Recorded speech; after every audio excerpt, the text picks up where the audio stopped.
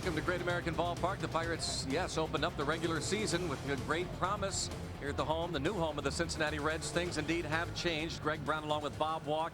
The Pirates in a state of flux as the salary purge has begun this past week, and new changes. We know that Jose Hernandez, at least for the time being, becomes the starting third baseman. Brandon Lyon will join the bullpen. Jose Hernandez is here. Lyon is not. He won't be here, we understand, for the game tonight. However, Jose Hernandez is in the starting lineup. Well, Jose Hernandez is really having a tough season. This is his third team this year. And, you're just hoping right now that the change of scenery might help him find that home run bat, because when he does swing the bat and is playing well, he's a guy that can provide you with a little power. He strikes out an awful lot. It's tough for him sometimes to make contact, but he is a home run threat in this ballpark. I guess everybody's a home run threat, but maybe tonight he can get off to a good start with his new teammates and provide some offense for us. Pirates are talking about the hard-throwing right-hander Brandon Lyon. Grady Little, the manager of the Boston Red Sox, was singing his praises after the trade. He said, had it not been for the job Lyon did early on, stepping in both a starting role and a stopper's role, the Boston Red Sox would not be fighting for a division title. Again, Brandon Lyon is not here for the game tonight, and we'll have to see how things go with him.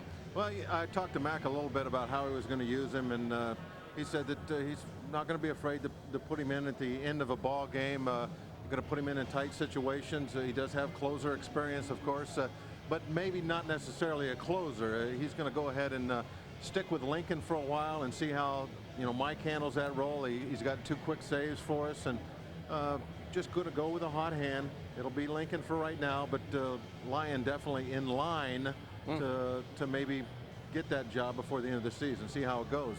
Okay, Jason Kendall is in the starting lineup tonight. The Pirates are saying that he has been in contact with the league office regarding his appeal for the suspension, so kind of a big question mark surrounding his immediate future with the team. The Bucks and the Cincinnati getting ready to play ball. Lloyd McClendon trying to get it all straightened out. He's got the new look lineup, and we'll tell you about that when we come back.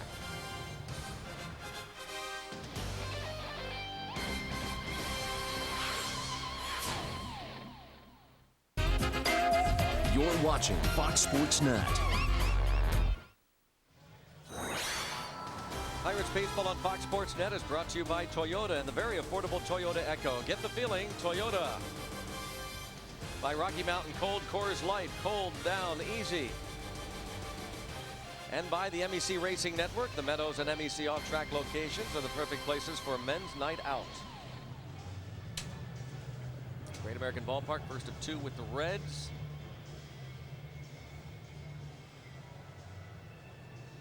Pirates dugout and the Pirates lineup brought to you by Chrysler. Jason Kendall, Jack Wilson, Brian Giles. Giles will be in center field tonight. Matt Stairs is in right with Reggie Sanders in left.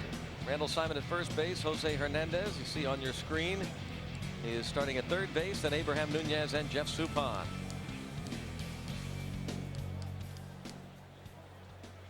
And we will have the Pirates and the Reds from Cincinnati, Ohio. Suppan against Dempster coming up.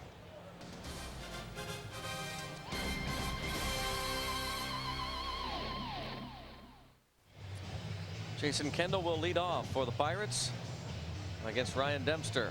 You see Ryan's scouting report. At one time he was one of the young upcoming pitchers in this league, but it just has not been good for him here in Cincinnati. He's really struggled this season. He still hasn't won a game in this ballpark.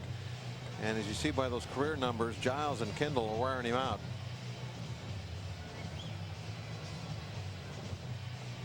So as far as the numbers are, we should have a good offensive night. Take a look at the Pepsi defense behind him. And there's a familiar face. What a year he is having offensively and defensively. Jose Guillen with 8 outfield assists. Ruben Mateo in center. Adam Dunn in left. Ken Griffey Jr. lost for the rest of the year with another injury. Aaron Boone, Barry Larkin, D'Angelo Jimenez, and Sean Casey on the infield. Kelly Stinnett catches Ryan Dempster. Jose Guillen appealed his 2-game suspension today. He met with the league office today in Cincinnati. That was scheduled to occur with Jason Kendall today. The Pirates are now saying that he has been in contact through a letter regarding his hearing, and it is being reviewed. So Jose Guillen did meet face-to-face today in Cincinnati with Bob Watson, and the 2-game suspension he received for bumping umpire Matt Hollowell in June. For some reason I just don't picture Jason sitting down at a desk, pen in hand, writing out a letter. No.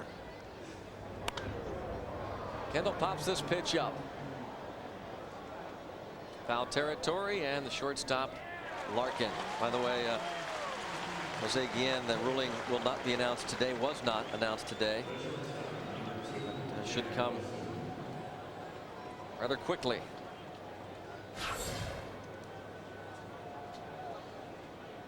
Right over the outside half of the plate. Kendall, it looked like a fastball, but still looked like Jason was kind of out in front of it a little bit. Expecting Dempster to throw a little harder than he did. Well, one thing the Lofton trade does, it gets Jack Wilson into a place that he's obviously much more comfortable in, that number 2 spot, and the numbers bear that out considerably. Well, one of those reasons, I'm sure, is Brian Giles is hitting behind him, so he sees much better pitches in this number 2 spot, and it's just, you know, kind of, I guess, common sense.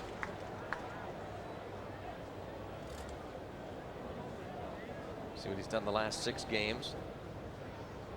It's over 300 from the 2 spot and about 200 when he bats 7th or 8th, and he hits this one toward the gap, but Jose Guillen will be there. 2 outs in the first. We looked up his on-base percentage on number 2 spot was about 350. Looked it up a couple of days ago, so he really does do much better when he's hitting up there. Brian Giles playing in center field tonight. He said that he nixed 2 deals yesterday, to Seattle and to Oakland. He turned them down. He has that right. He has a certain, I don't know how, it's about a half dozen teams. Yeah, limited no trade clause. They're all National League clubs. He does not want to go to the American League. Pirates can trade him to the following clubs without his consent: the Dodgers, the Padres, the Diamondbacks, the Giants, the Rockies, and the Braves. And with the overshift, he beats it into right center field. Brian Giles, 2-out single.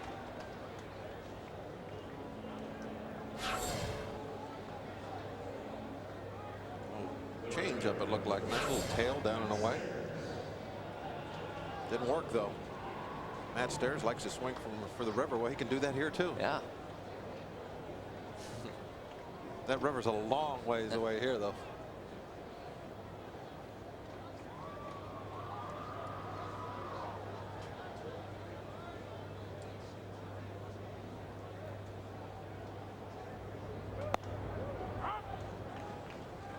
Cincinnati Red team, they have been giving up the long balls this year. It's been a struggle for them. I guess the really bright spot has been you know, Jose Guillen coming out and doing what he has done, kind of out of nowhere for him. But not much else to cheer about. They're second to last in the National League in batting and last in pitching. They have given up 142 home runs. Also have committed the most errors. Yeah, throw that in there too, I guess.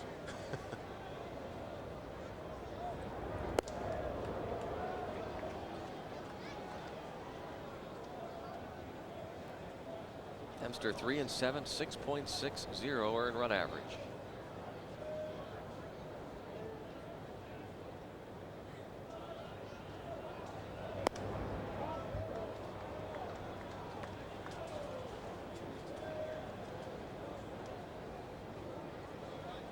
Kind of a quiet clubhouse this afternoon. Went down there and been in there a while. Decided to go in and check things out. Everybody just kind of sitting around and waiting for the phone to ring, kind of like. Reggie Sanders didn't wait long. Opening day here at Great American Ballpark. His first home run as a Pirate. He went 3 for 5 that afternoon as the Pirates pounded Cincinnati 10-1, March 31st. Yeah, the Pirates really got off to a great start with the long balls in this park. Boy, that seems like a long time ago. Pirates had 3 homers that day. 3 in game 2. They won it 7-4, coming back to win it. And then Reggie Sanders hit 2 homers on the 3rd of April, the 3rd game here against Cincinnati, in a 7-5 win. He was 4 for 5 and drove in 5 runs. Dempster was not the pitcher of record the 2nd game of that series. He did pitch 6 2/3 innings, giving up 3 runs, including a home run, a 3-run dinger to Randall Simon in the very 1st inning.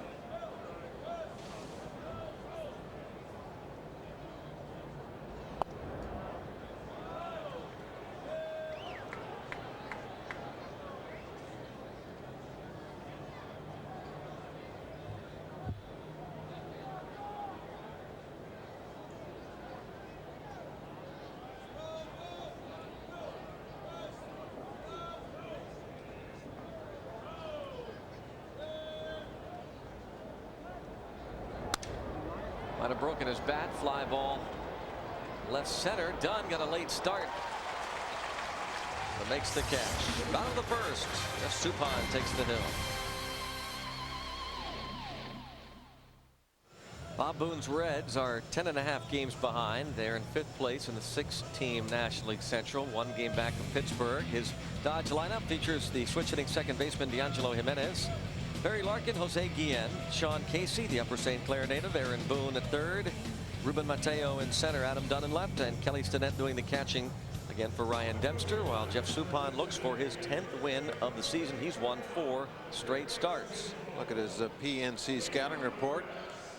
He is probably the best pitcher that I can remember, well, certainly since I've been up here broadcasting, as far as the different things he can do to help himself win a ball game. The way he swings the bat, the way he gets bunts down, the way he holds runners, defends the position. There is nothing about being a pitcher in the major leagues that is below average with Jeff Suppan. Everything is above average, really. Strike 1 on D'Angelo Jimenez. It's another one of his pluses is he has been a real strike thrower this year. Doesn't beat himself with base on balls.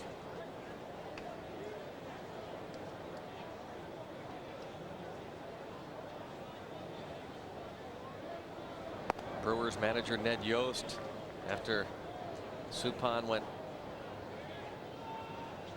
on Friday night at PNC Park, 6 2/3 innings, a couple of runs, 9 hits, improving his record to 9-7, said that Suppan is a pitcher. He commands the inside part of the plate. He works inside when you're looking away and outside when you're looking in.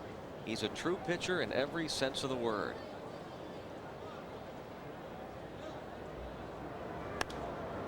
Coming from an ex-regular player, I don't know if that's a compliment or not. Fouled out of play.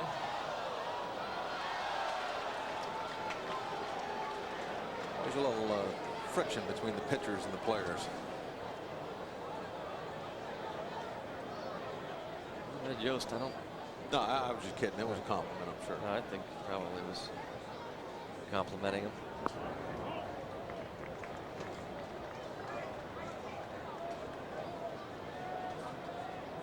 He's not the only one, of course, that has had high praise for Suppan. It's one reason why a lot of clubs are looking at him, and one reason why you won't be surprised if he too is involved in a trade before the deadline. Line to right. Stairs. Oh, can't make the play. Great effort. I think it was an overdive. I think he dove and hit him in the wrist, perhaps.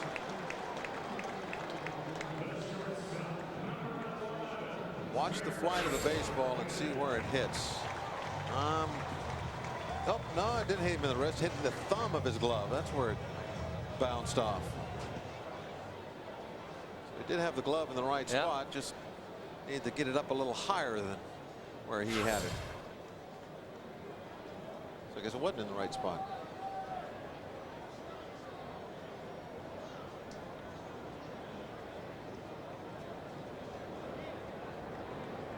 Runner is off on the pitch as Larkin pops it up. Shallow right. Here comes Stairs. He won't be able to make the play. Heading into third base, Jimenez.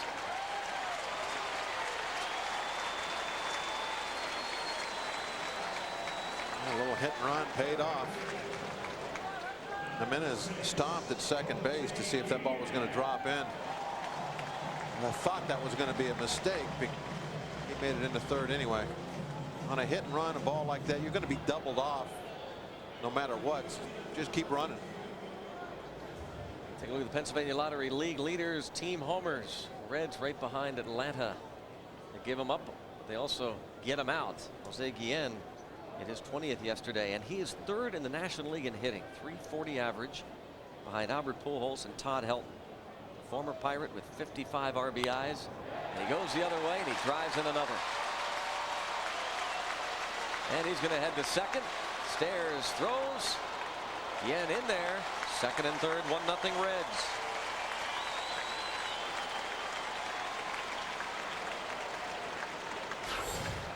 That's why that batting average is so high. He's not up there just trying to pull everything, using the whole field. That ball was in on him, but he kept his hands in, went the other way, and got the double.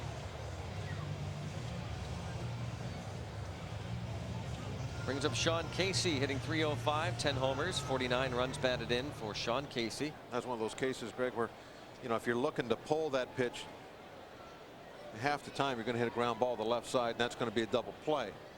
Go the other way, hit it in the air, probably at least going to get a sacrifice fly. Off the glove of Simon into shallow right. This will score 2. It is 3-0 Cincinnati.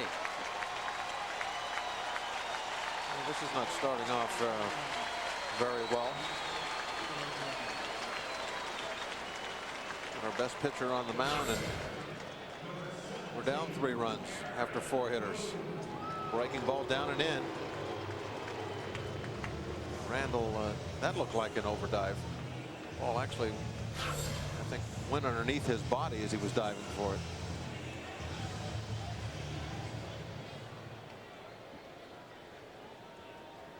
Aaron Boone. 2 guys at first base that like to talk. Be some conversation going on there.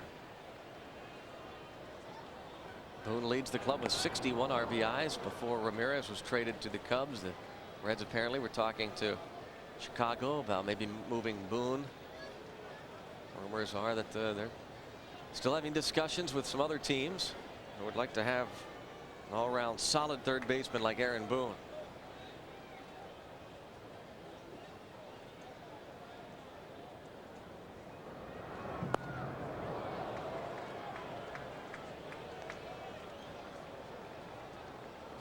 Suppan pulling the string on this breaking pitch a little bit slower than he normally throws it. Boone way out in front. Boone always seems to make some great defensive plays, at least once a game against us, just like his brother did. Yep. Exactly. Brett was playing here. He looked like the best second baseman since Bill Mazeroski when we were in town. Both all-stars, Aaron and Brett Boone.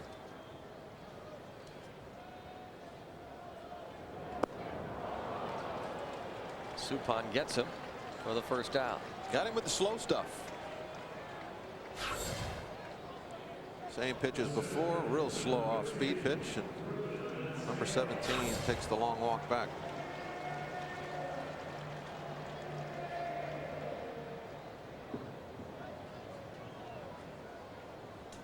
Ruben Mateo recently called up when Ken Griffey Jr. went down the injury last Thursday.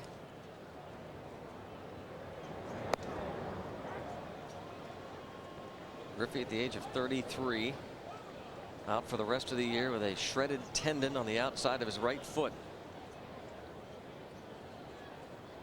Had it surgically repaired last Friday. He'll have surgery in a couple of weeks on his right shoulder, which he dislocated April the 5th. One thing about Griffey, when he gets hurt, he makes it a good one, doesn't he? They're big ones. He was on the disabled list 3 times in 11 years with Seattle. He doesn't like jam a thumb and miss a few games. Last 3 years. There's a ball hit up the middle, shortstop Jack Wilson to Nunez, and on to first, not in time for a double play. Fielder's choice going 6-4, 2 outs, brings up Adam Dunn. Good play here, just getting the 1 run. Backhand flip. Nunez gave it a shot, but that was not a double play ball.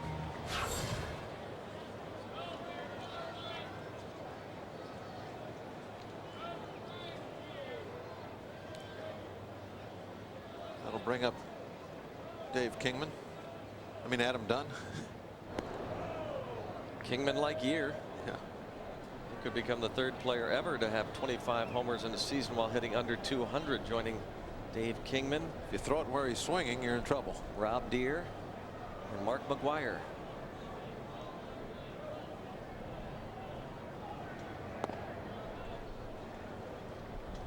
Actually, Kingman hit over 200, hit 205 in 1982 with the Mets with 25 homers. McGwire and Deere, 2001 and 1991 respectively, hit under 200 while hitting 25. Sharply hit off the glove of Abraham Nunez into shallow right. That's runners at 1st and 3rd. And they'll give Dunn a hit. Looked like Abraham was going to be in trouble right from the start. Watch how Abraham immediately starts to go down on his right leg.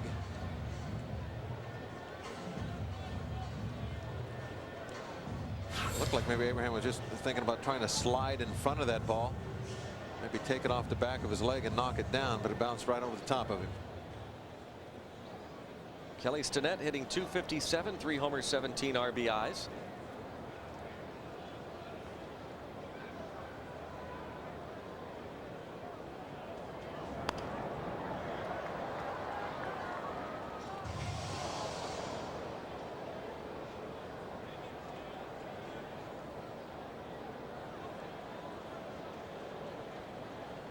He's the 8th man to hit in the inning. 3 runs, 5 hits.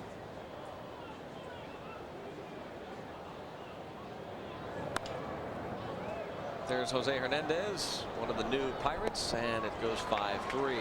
After 1, 3-0 Cincy.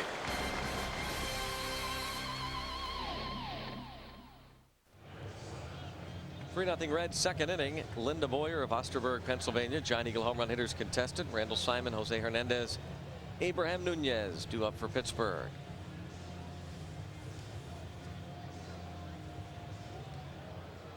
Simon, .272 hitter, 7 homers, 40 RBIs.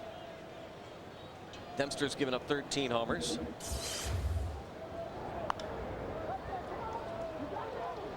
Sean Casey giving late chase. Able to catch up there.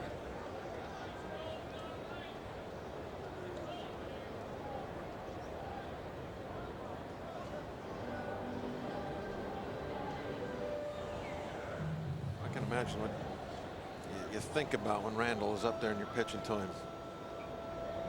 How do you make your selection of what to throw, where to try and put it? Guess right down the middle would be a good spot. That's swings at anything and hits anything.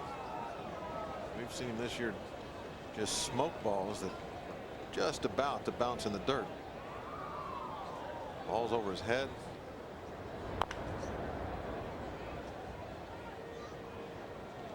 You see, as normal, he never leaves that batter's box. Keeps his feet planted in that same spot. Here's an example of what I'm talking about. Ball would have just missed the dirt. He fouled it off.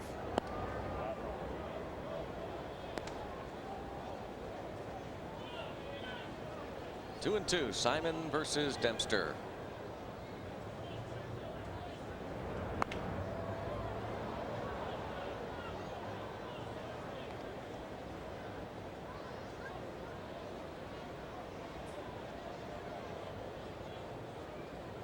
You wonder what the pitcher's thinking. I wonder what Randall's thinking. Throw it so I can hit it somewhere.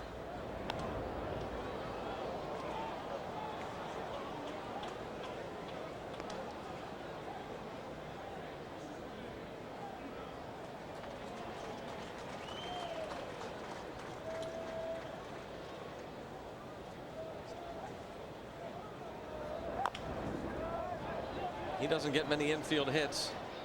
He will this time, as Larkin could not get it in his hand. That's the one spot that he will be able to get an infield hit when he puts it right behind the mound. There is nobody there. Right off home plate. Big high bounce. Nothing Dempster could be or do about it. Larkin just couldn't get it in his hand firmly and really threw it off his palm. Sinek did a nice job hustling down to keep that ball from rolling into the dugout. Red catcher doing his job. Veteran Jose Hernandez, third different club this season. Was with the Rockies at the start, then to the Chicago Cubs, where he spent some productive seasons, and now with the Pirates. 3 years with the Milwaukee Brewers. And Jose Hernandez drew national attention last year when he and his manager Jerry Royster, the Brewers, decided to sit him almost the last month of the year so that he would not break the all-time single-season strikeout record. Finished with 188 strikeouts, one shy of Bobby Bonds' mark in 1970. It was set.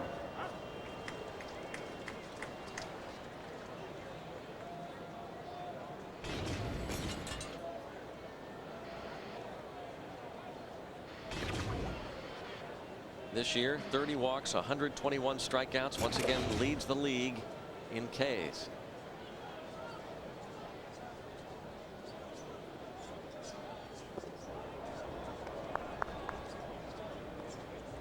.24 homers last year, 73 RBIs. 2001 with Milwaukee, Jose Hernandez had 25 homers and drove in 78.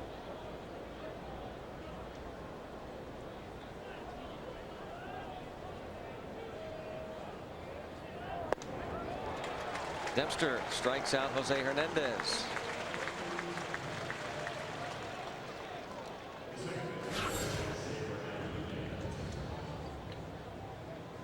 Slider down and away.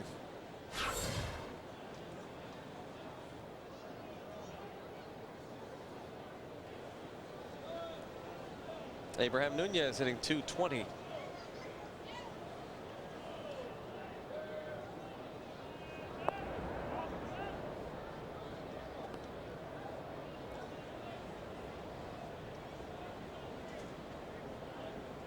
Jeff Rabelais is kind of slowed down a little bit with the bat. Nunez now starting to get a little bit more playing time. For a while there, Greg, it was, well, there's a base hit into left field. It was like they weren't even really sharing the position. It was kind of like Rabelais. Oh yeah, he was starting. Now they're back to just about 50-50. Nunez kind of slapping this high fastball to left field. It's an important base hit. Gives Suppan, a good hitting pitcher, up to the plate. He handles the bat well. He can move the runners with the bunt. They might change their mind and let him swing away. See if he can knock the run in himself. Suppan's not your normal hitting pitcher.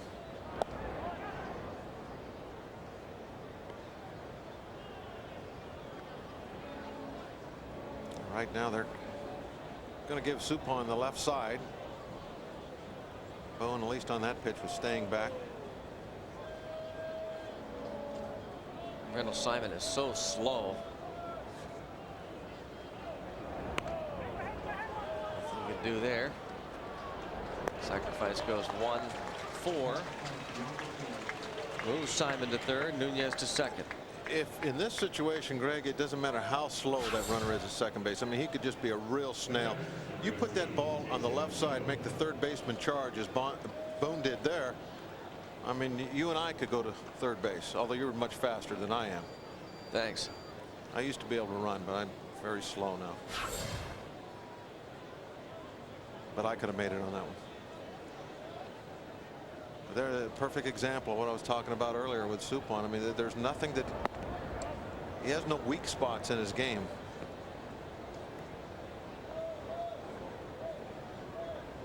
Some guys are very good pitchers, but when it comes to doing anything else besides throwing the baseball, they're lost. It's not the case with that guy. Talk about the Boston Red Sox being interested in Suppan. Maybe the Houston Astros. Yeah, he'd fit in real well with the Astros. That's what they're looking for, some starting pitching help. Wouldn't be a surprise to see Suppan go to a But the Cardinals, contender. now that Morris is out. Yeah, Cardinals, I'm sure, very interested in Suppan now. They lost their ace. He broke his hand. It was yesterday or day before Yesterday. Yesterday. The Cardinals are in a little bit of trouble right now, I think. They got to do something. Fill that spot.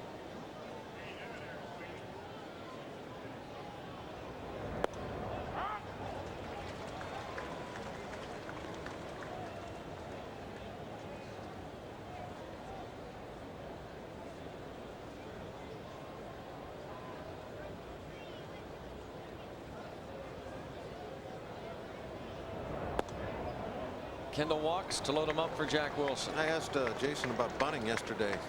Did he think about that last time up? And he said, yes, I did. But I did not. I'm such a horrible bunter. I did not want to lose my streak popping up a bunt. He says I would have never been able to forgive myself. So because I decided to take my chances swinging at last at bat. But Ensberg was playing way back. And it did cross his mind that maybe he would try and extend his streak by laying one down. Kind of a half swing. Jack Wilson will be retired for 3, and we go to the bottom of the second. It is 3-0 Reds.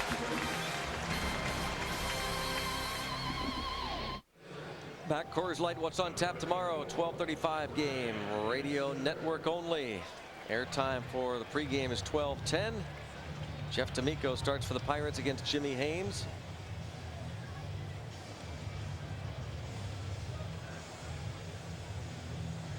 Lloyd McClendon show tomorrow on the pregame, as always, and voices of the game. No, that's not tomorrow, isn't it? Oh, that's today. Yeah. What's tomorrow? Who's tomorrow on first? Is, where are they now? Yeah, I'm going to try to talk with the Reds' third base coach. Okay. Tim Foley. Get here early enough. I'm gonna you can't do You can't do Sauerbeck. I've already done him. For where are they now? Heck, we'll go. You can almost go anywhere now. We're all over the place. 1-1. Sauerbeck now in Boston. Mike Williams in Philadelphia. Ramos Ramirez and Kenny Lofton with the Cubs.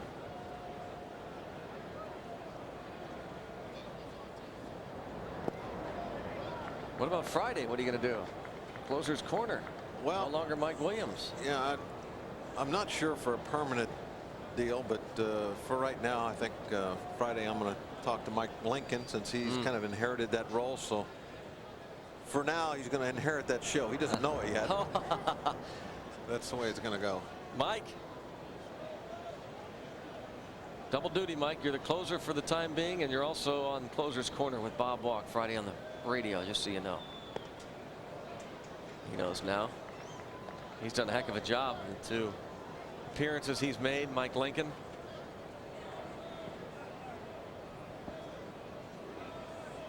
Again, Brandon Lyon is not here tonight. Dempster fights that off. Lyon quoted in the Boston papers after the trade for Sauerbeck. It's a little tough to leave. You play every day to win, and every day is a big game. I've got to keep that focus in the place I'm going to. I can't say I was upset, but maybe a little disappointed. Brandon Lyon coming over from the Red Sox. Hernandez makes that play on the soft liner. 1 out. Golf Umbrella Night next Wednesday. Pirates Padres 7:05 on fans receive a Pirates Golf Umbrella compliments of MasterCard.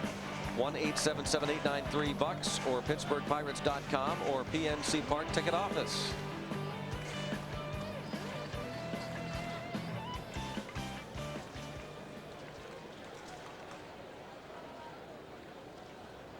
D'Angelo Jimenez singled and scored in the first.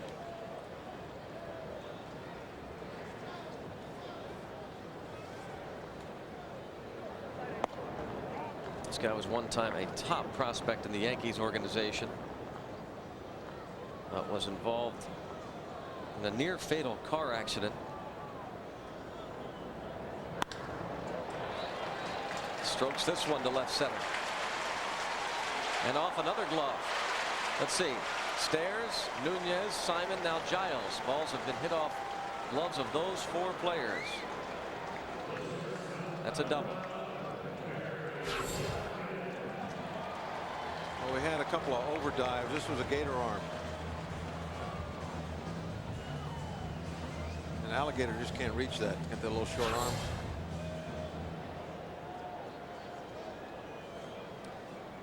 So now Barry Larkin, after the 1-out double by Jimenez. Larkin singled and scored in the first.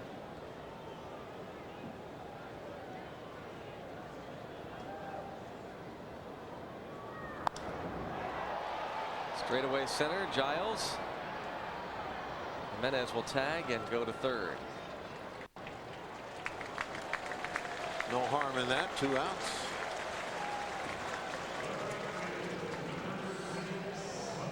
Fans here in Cincinnati give Larkin a hand for moving that runner over, I guess. I don't know what They do that was all They about. do that in a lot of ballparks. It's unbelievable, including in Pittsburgh. They applaud when a guy flies out to move the runner from second to third with 1 out. Of course, the fly out makes it 2, and it's meaningless. Now Suppan will throw a wild pitch, and it won't be meaningless. Yeah, but for the most part, it is. Cincinnati gets his credit for this. Maybe not that to disparage this town. It's a great baseball town, but people have the impression it's the greatest baseball town in the world. They're more knowledgeable than anybody else. But there's another example. Just like every town, they applaud when they shouldn't. 0-2 on Yen. Not real sure of that call from the home plate umpire.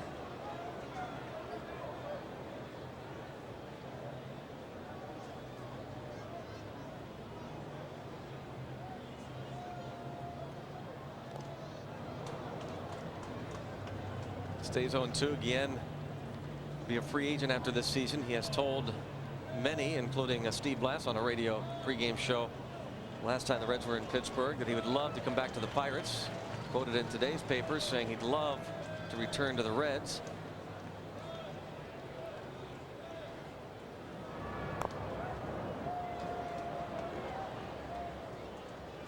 The guys, when they're about to go free agent, they love everybody. Yeah.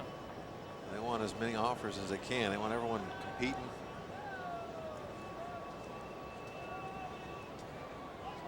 Good to see maybe this talent finally blossom. Swing on, foul tipped. Kendall hangs on for the strikeout after 2 innings at Great American Ballpark. It's the Reds 3, Pirates nothing.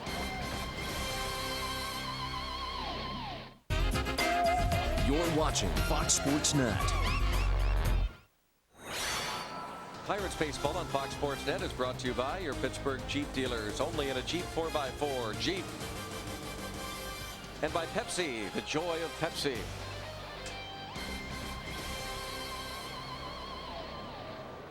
First season for the Reds in Great American Ballpark. Here is Brian Giles. First pitch swinging, bounces it to Casey. 1 out.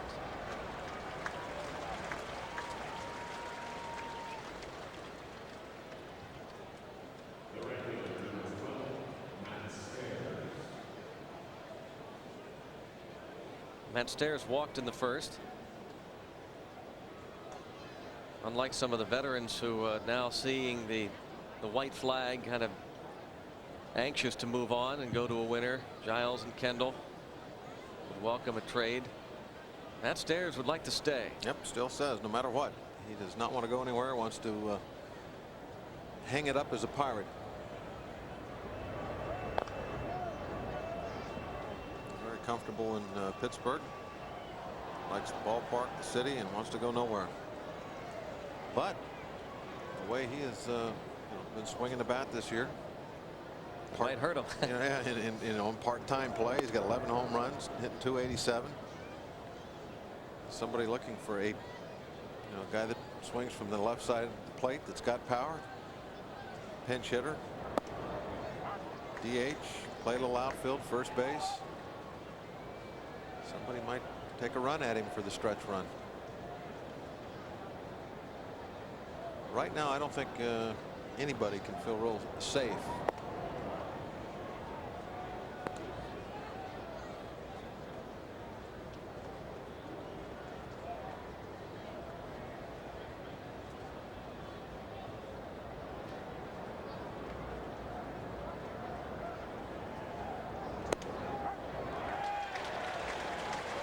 Caught looking. Backdoor breaking ball. Starts it outside and just bends it in over that outside corner.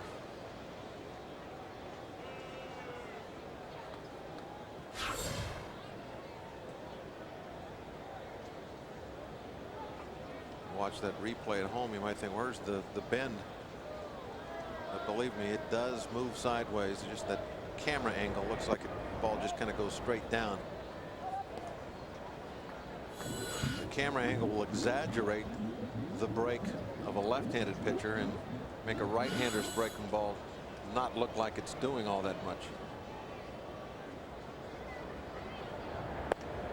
At least that's what I used to tell everybody that asked me, "Yeah, I watched the game last night. It didn't look like your curveball was doing anything."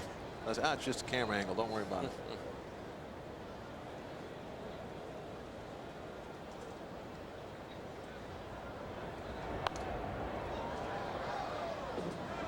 Look out, Lanny. Come up his way. That foul ball went in. It looked like it might have clipped him. Ian Blast backed off. Yes. They don't know how to do it. Yeah, they ran from it. Only one broadcaster made 2 catches in the booth last year. Steve's got the ball, but I guarantee he's not going to drop it out to anybody. No. Remember last time. Yeah. There they are. They both bailed. Ball caromed in there.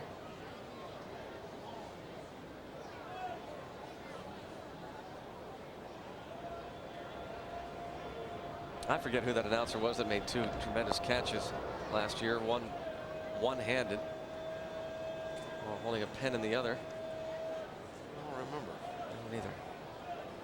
The Synergy Field in Cincinnati. Oh, the Pirates were in town. It wasn't you. It wasn't Steve. It wasn't Lanny. No, it wasn't me. Oh, that's right. I forgot. I did make 2 great catches last year. That's what you say. Oh, that's smoked into left center field by Reggie Sanders. That goes to the wall, and the former Red has a 2-out double.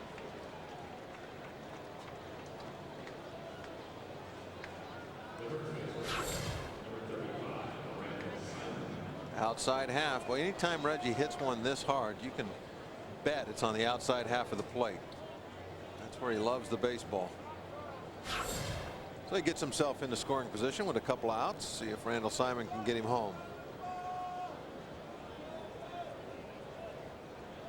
Last time up, Randall pounded one off the plate, beat it out.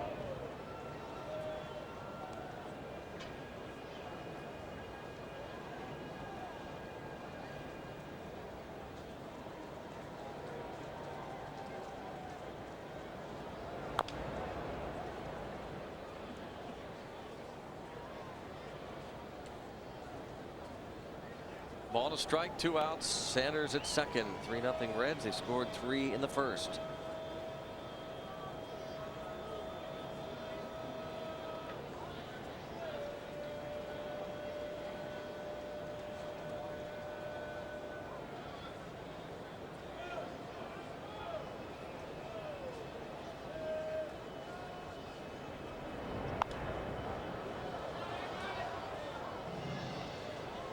Similar to Randall's first at bat to this point, just keeps fouling balls off.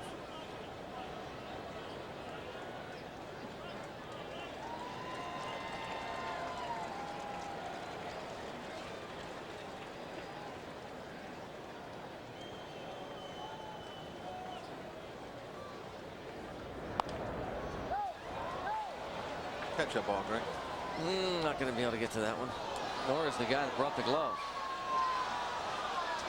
You bring a glove, you got a chance. You got to make the play.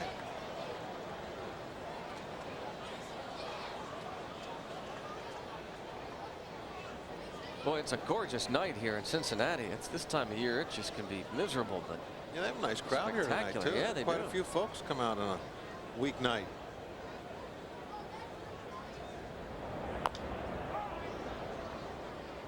Stays 1-2 on Randall Simon.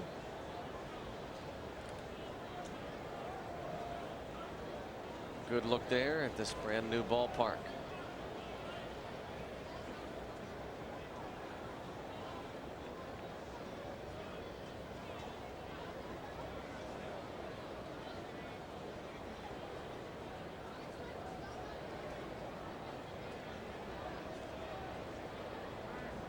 Well, they're taking forever, and finally Stennett is going to go out and talk to Dempster. Randall Simon, he's not going to call time. It doesn't matter how long it takes. He's standing there waiting. Not moving out of that box. Most other hitters would have called timeout long before. Still has not moved out of the left-hand hitter's batter's box. His feet are still planted there. Most guys step out, but believe he's still in the box.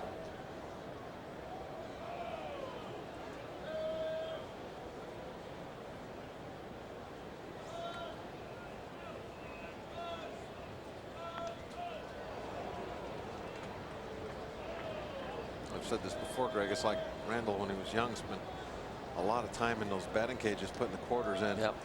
And you don't have much time. You can't move. You have to stay there. The pitches keep coming. One thing for sure, they don't have to worry about speeding up the game with Randall Simon. He's not the problem.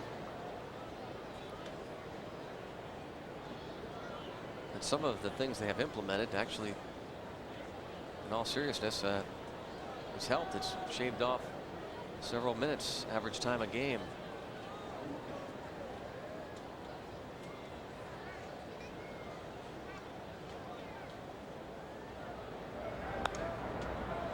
Stays 2-2. The quickest things I ever seen. Greg, we used to have play inter-squad games.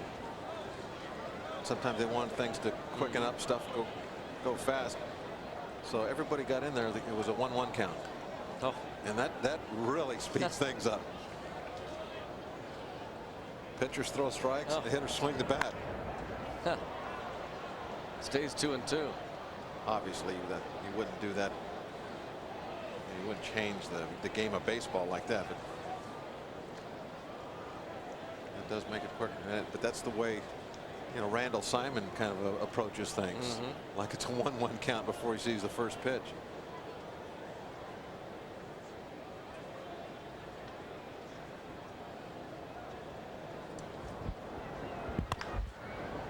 And it stays 2-2. A Richie Ashburn type at bat here for Randall Simon. Continues to foul off a number of pitches.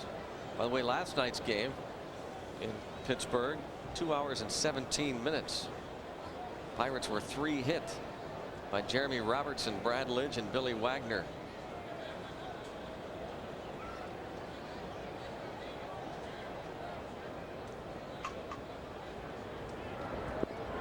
Three and two. It's the one pitch that Randall won't swing at there, the grass ball.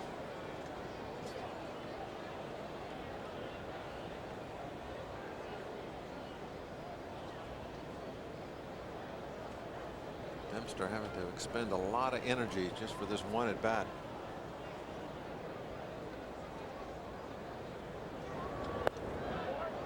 How about that? Yeah, that's something. Rare walk for Randall.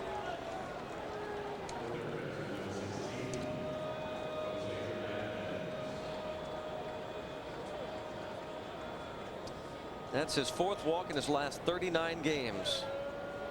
Randall Simon is 9th in 254 plate appearances this season. It's tough to throw That's how rare him that 4 is. pitches without him putting something in play. Yep. That's why he never walks.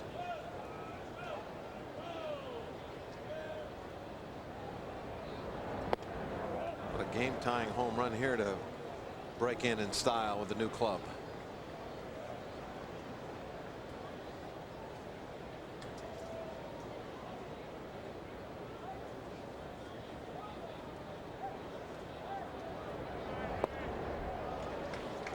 Not that pitch. Gonna hit that out of the ballpark.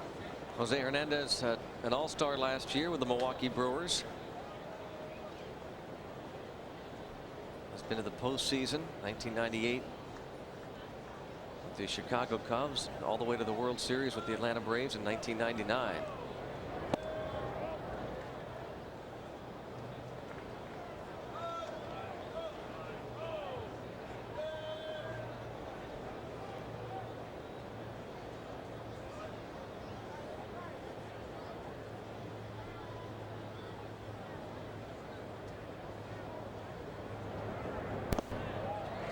Might be kind of tough hitting conditions right now, Greg, with a little spot of sun right in front of the mound. Ball comes out of the shadow.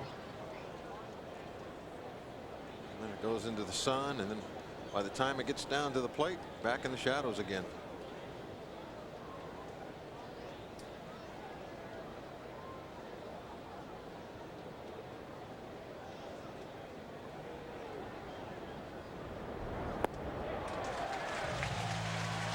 Jose Hernandez strikes out for the second time in this game. Third K for Dempster. It's 3-0 Cincy.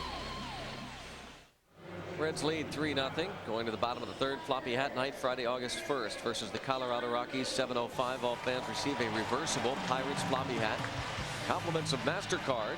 Call 1-877-893-BUCKS. Log on to PittsburghPirates.com or stop by the PNC Park ticket office. What's on the other side, Greg, if it's reversible? Don't know.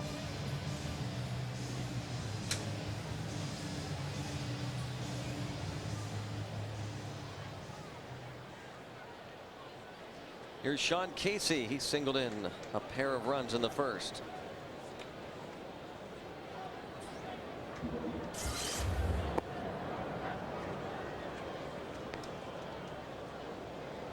Gives him 51 RBIs on the year.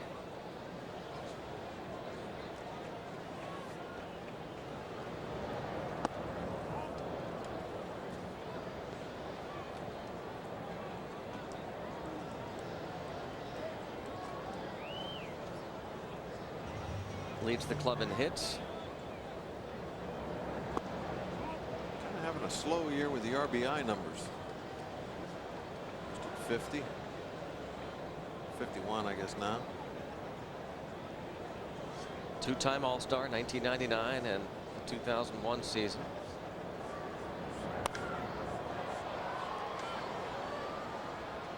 Giles looked toward left, then realized Reggie Sanders wanted him to take it and looked back up to make the catch.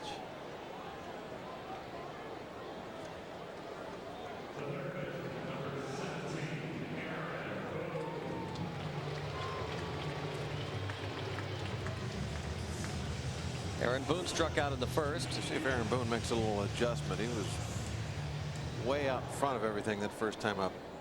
A couple real slow breaking balls made him look a little foolish.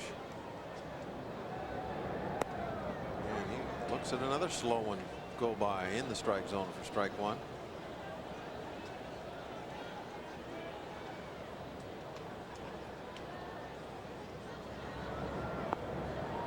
Foolish again.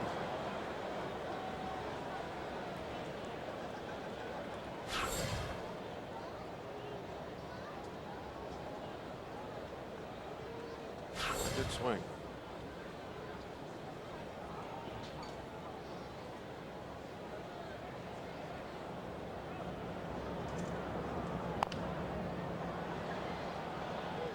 Simon to Suppan.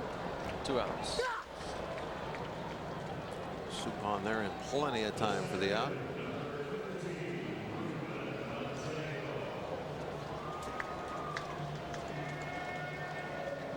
Suppan twice in a row, just flipping that slow stuff up there to Boone to the strikeout, and then just a little tapper.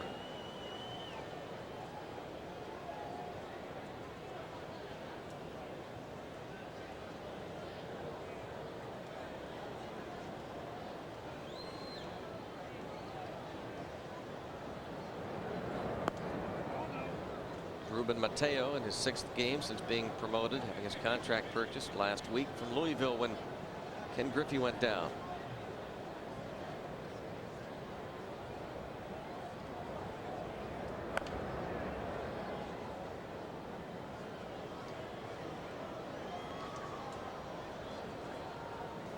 Mateo come up with was the Rangers. Yep. Talking about Jimenez being highly touted with the Yankees. Seemed to me a few years ago Mateo was going to be a superstar over in Texas. Before that summer injury of 1999 where he just destroyed his left wrist. I remember going down to Port Charlotte and watching him play, and he did look like he was going to be some kind of great young outfielder for the Rangers. He was an untouchable with the Texas Rangers coming up through their system, but then suffered almost like a Kendall injury in June of 2000.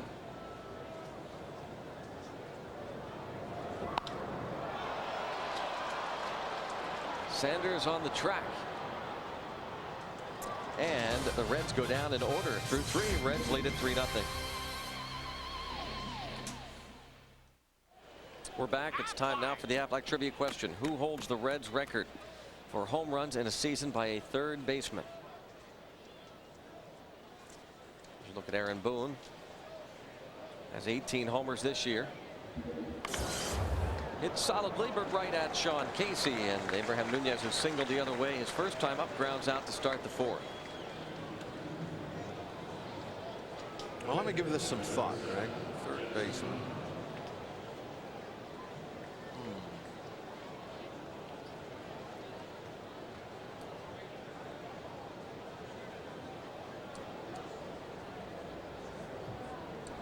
I think who's played third here recently that might have had big home run numbers.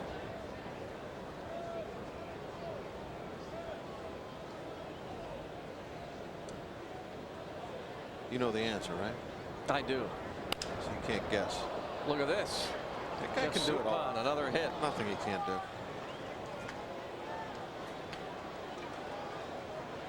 Fox Saturday Baseball. It's the New York Yankees against the Boston Red Sox. Scott Sauerbeck going to be thrown right into the fire this Saturday at 1 o'clock. Yankees in first place in the East. 2.5 games up. Red Sox have won 4 in a row. You can bet that Sauerbeck will have to face at some point big left-handed sticks, Giambi and Matsui.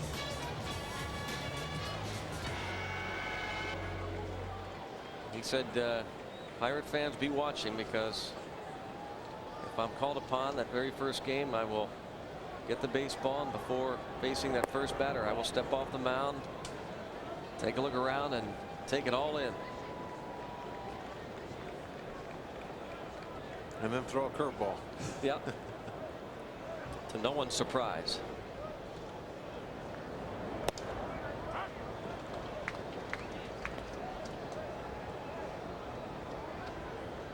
Greg, I'm stuck on this one. I have no idea. I can't think of anybody that, since I've been around, has hit a lot of home runs, like third for them. Didn't the Reds have a third baseman? You give me a hint. I'm trying to think along with you.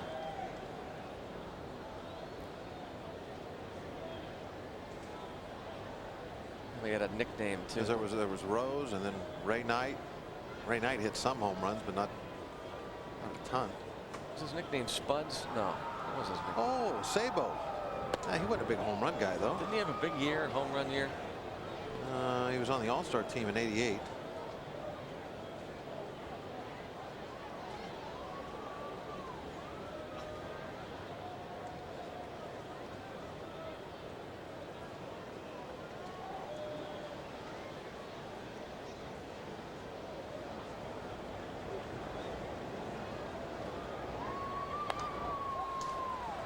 Still 2-2 on Jason Kendall.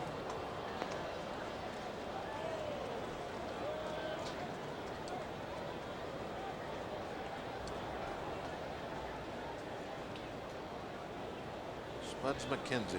He was named after a dog. Kind of a doggy. Yep.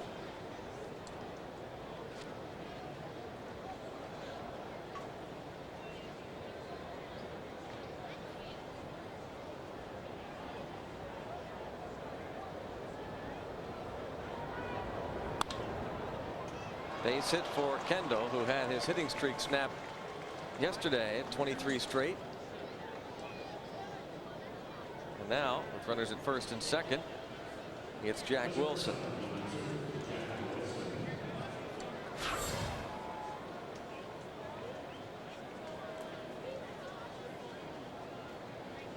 That extends Kendall's hitting streak to 1 game. And the start all over again.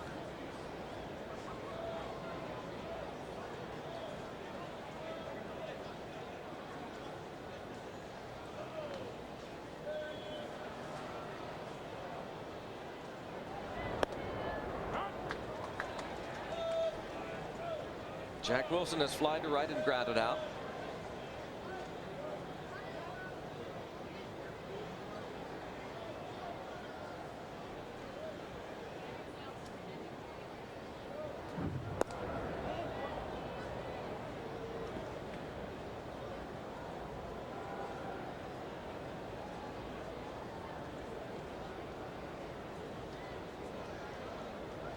Jack should get a good pitch to hit.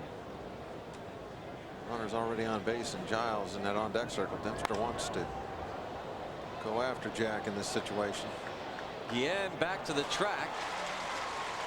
Turns and fires. Suppan tags and goes to third. Yeah, not exactly what Dempster would have liked, but he will take it.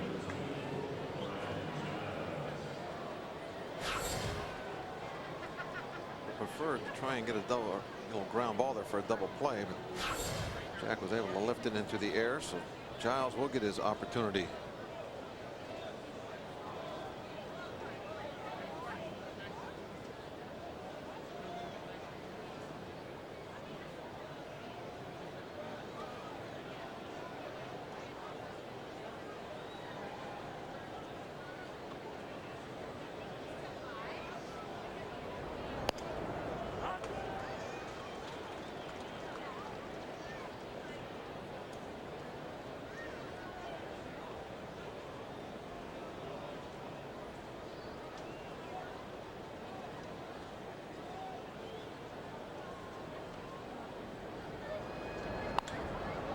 Toward the gap in right center. Yan will not catch up to that one.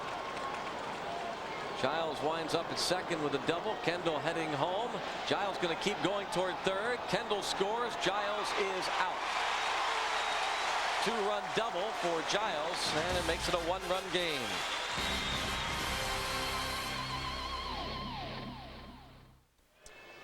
We're back here in Cincinnati, and the Aflac tribute question: who holds the Reds record for home runs in a season by a third baseman?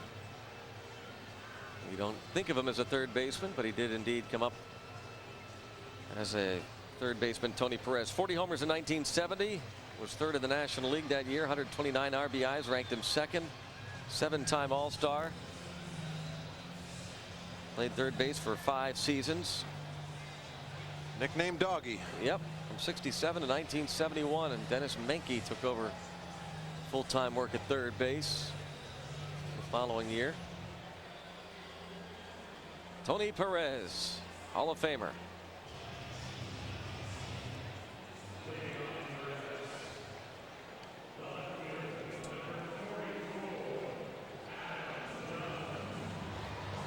Jeff Suppan faces number 44, Adam Dunn. And now Pirates trailing by 1 run.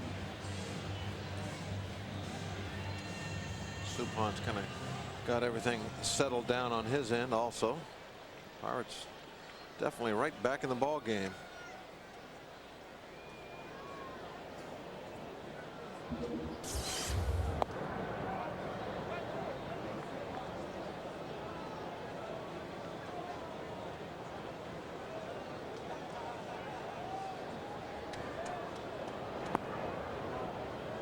The way this ballpark plays, though, you're never out of the game. Plays small, lots of home runs. You look at the dimensions, you wouldn't necessarily think it's a home run ballpark. Almost 380 to left center. 370, which is about normal distance to right center. For some reason, it really jumps out of here.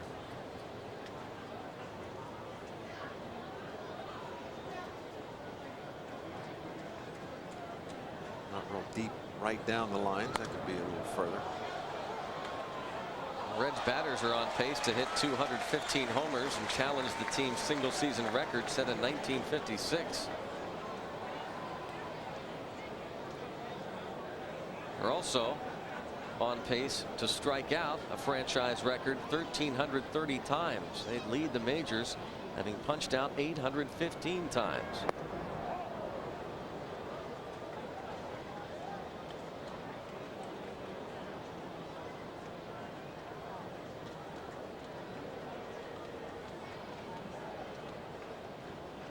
The Milwaukee Brewers, by the way, have the major league record in a season a couple of years ago.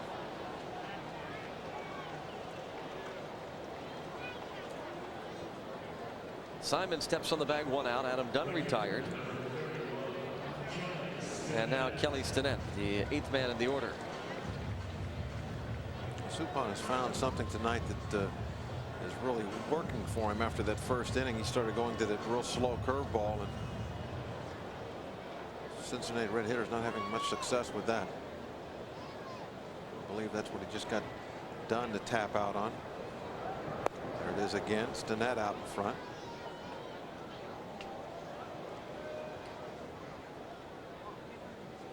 Find something that works, stay with it.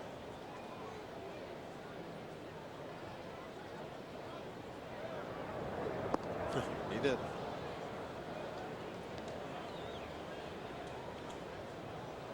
Not throwing many fastballs tonight.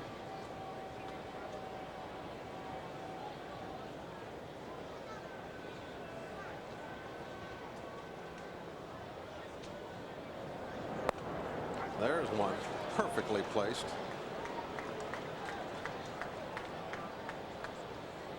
A couple of slow breaking balls outside, and then he just paints a fastball right on the outside corner.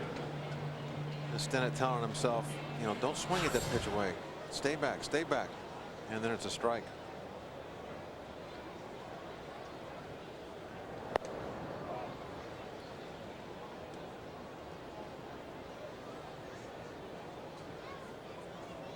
Soft liner to third by Dempster in the 2nd inning.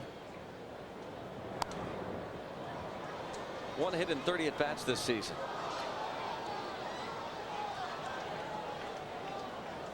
Not a real threat.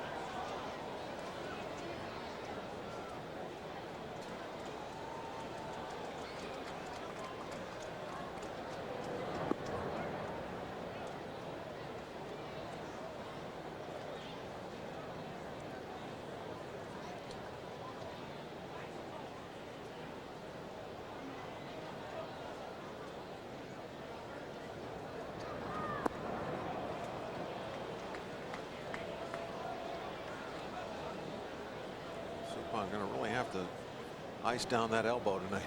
All these breaking pitches he's throwing. Just one right after another.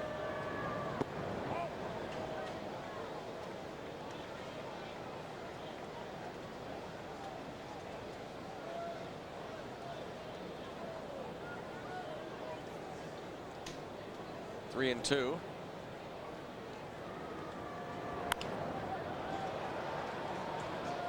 Jack Wilson throws on to first. The pick by Randall Simon.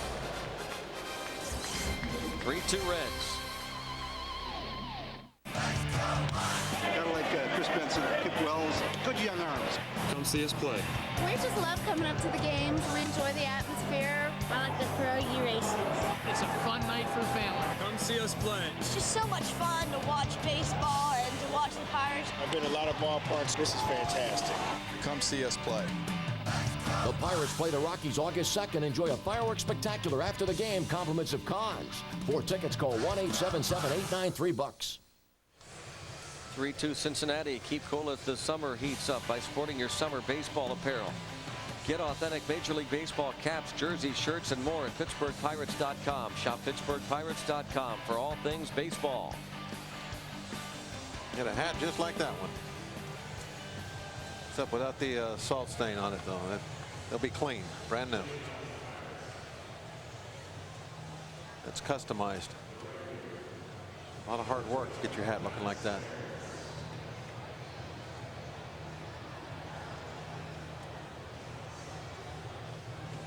Stairs, Sanders, Simon against Dempster in the 5th. Killer S's.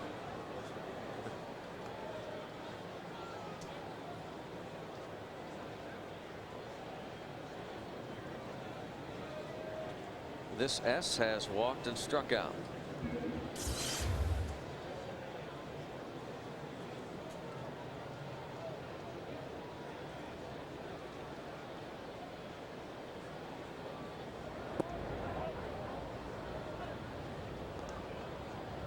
Boy, they really bunch him in the outfield, taking away the corners. Or I mean, taking away the gaps and giving him the corners. You can get all 3 outfielders in that same shot, both lines wide open.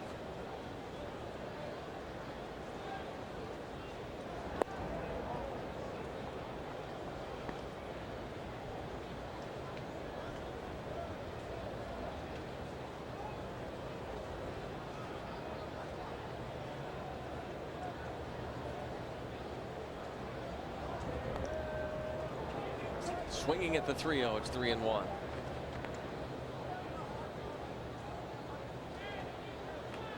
Guys like Stairs that got the good power to put one out. Give him that green light. Don't take a rip. 3-0 pitch. It's usually a cookie. Dempster walks. Stairs. Trying to get in shape. That's what I do when I get a little exercise, Greg. Find some stairs to walk. Second time that Matt Stairs has drawn the free pass. 4th walk allowed by Dempster. It brings up Sanders.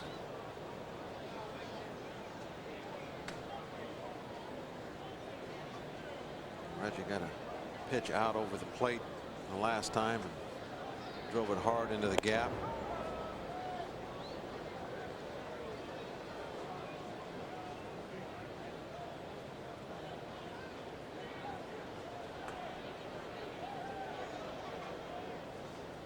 Stay out of that inside, or stay out of the outside half of the plate against Sanders. That's where you need to pitch him.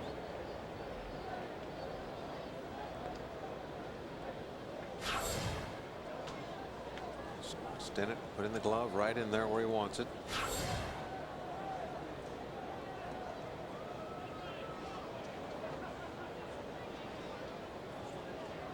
Wanting to make a mistake and go right about there, middle of the outside half. That's extra bases. He throws one there.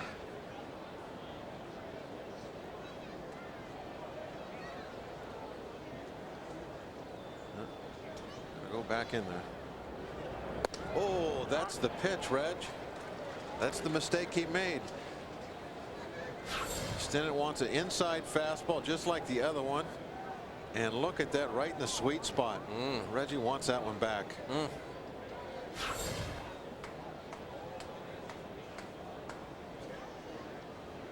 Can't have it back.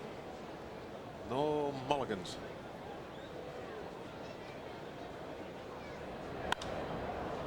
High fly ball to center, carrying toward the wall, and it will be caught. Mateo.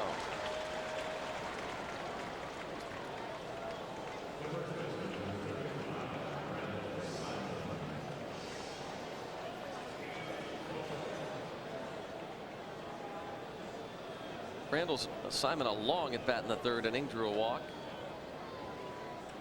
Infield hit to begin the 2nd. The Pirates left 3 on that frame.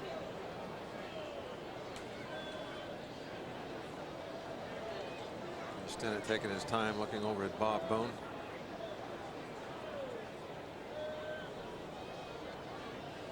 I don't think Stairs is going to try and steal, but hit and run always a possibility, especially with somebody like Simon.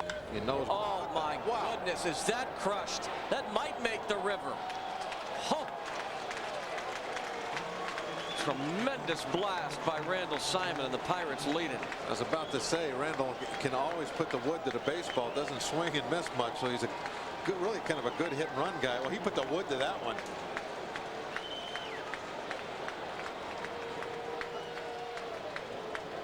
monster shot from Randall Simon. He just jumps all over this pitch. Right down the middle, fastball, gone. I don't know if we'll be able to see the baseball, but that's way up high in the bleachers.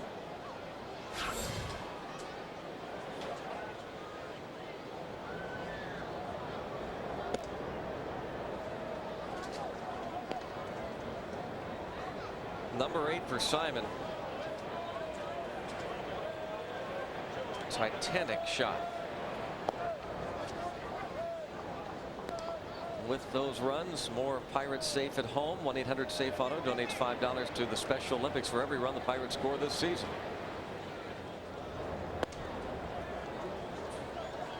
It's 1-2 on Jose Hernandez. He has struck out twice.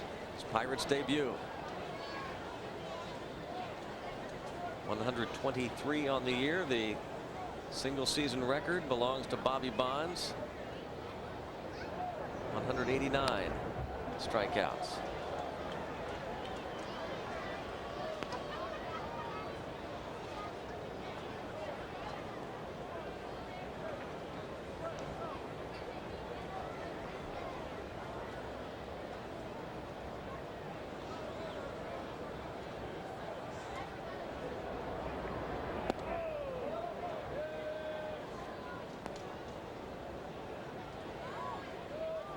Two and 2 on Jose Hernandez. We understand Aramis Ramirez is 0 for 2. Kenny Lofton 0 for 2 tonight as the Cubs are hosting the Phillies at Wrigley Field. They're down 3-0. So it doesn't look like any of the Cubs are doing much. Who's pitching for the Phillies? Randy Wolf. Jim Thome homered for Philadelphia.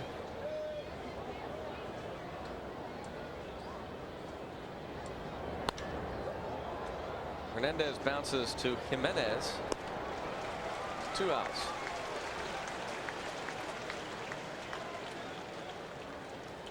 So Jose Hernandez 0 for 3. Abraham Nunez to the plate, 1 out of 2. Ricky Leday also homered, by the way, for Philadelphia's. Phils are in front of the Cubbies 3-0. Phil still leading the wild card, Greg? Yeah.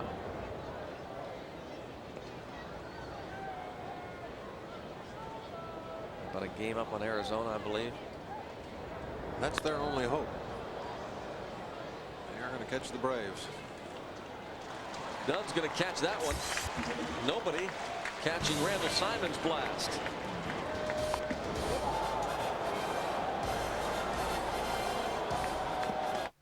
Randall Simon's home run gives the Pirates the lead 4-3.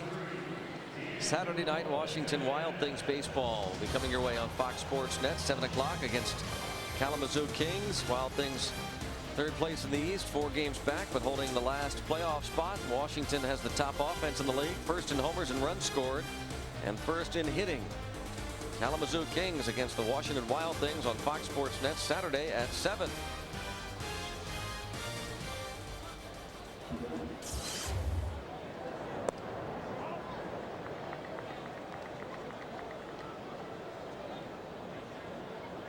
Suppan has done a very good job of pitching this year, but he has been well supported by Pirate bats. Now that we have taken this lead here, he has 20 starts. This is the 17th time that at some point in the ball game he has pitched with a lead.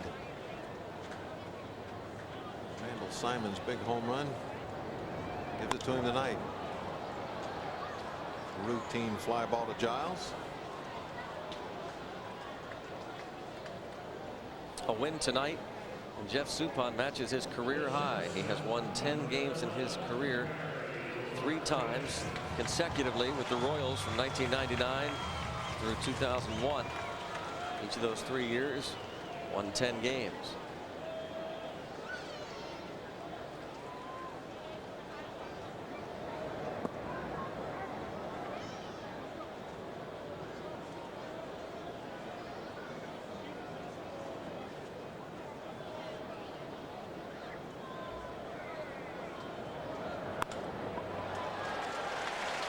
What a year. Barry Larkin trying to finish up his probably career.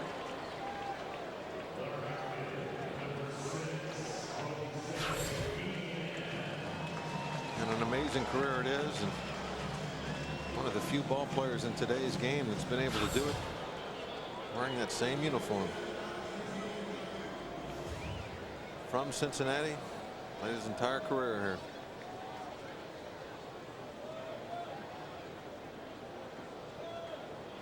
Larkin doesn't run much anymore. He's just got 2 steals on the year.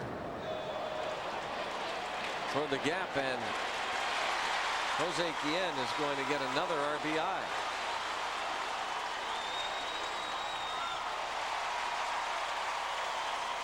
Ties it up. Larkin, when he came around third base, he just tickled the inside of that base. I saw Hernandez moving over to the bag. I thought maybe he was going to call for the ball, maybe an appeal, but I guess not.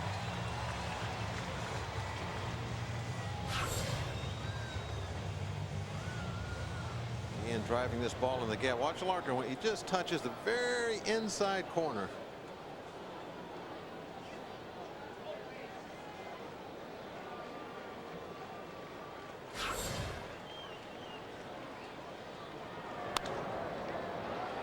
Fair ball, backhanded Simon.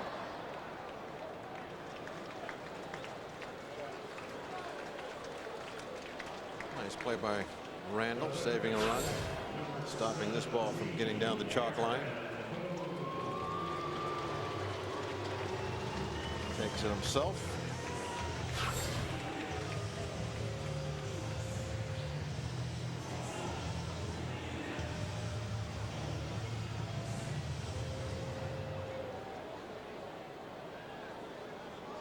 Made Boone look foolish twice. Will he do it a third time with the slow stuff?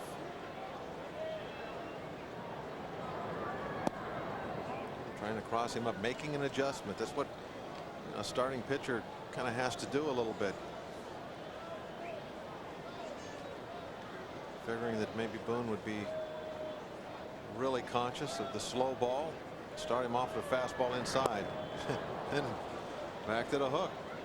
He's going to have Boone shaking his head. Can't get it figured out.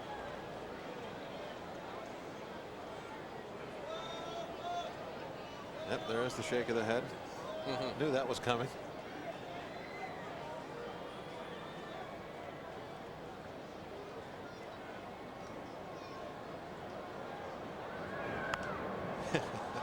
and then back inside with a fastball. You can see what Yost was talking about. Complete pitcher. Pitches in when I'm looking away, away when I'm looking in.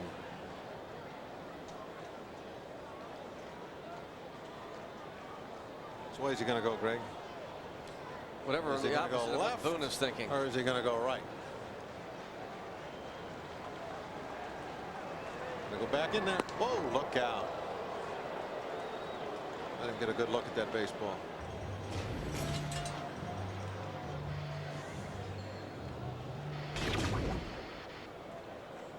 I'm going to guess here, Greg. I'm going to call. He's going to go back in. He's going to stay in. Yeah.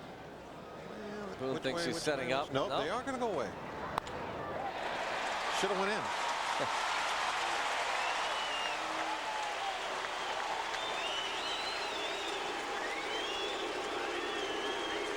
I think inside were, well, I guess it's second guessing, but inside was the pitch. That's first guessing. We called inside.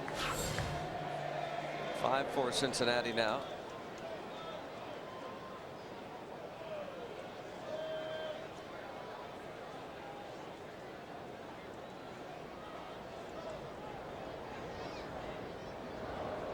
Close at first. Yeah. Closer than Boone thought it was going to be. Now Boone will run. Watch him. He Might have been out. Yeah. I don't know if he, I think maybe tagged him with his wrist though instead of the glove.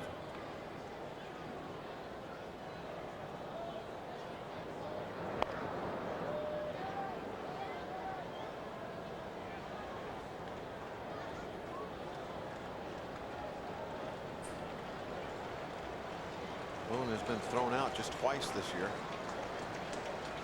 And safe 13 times.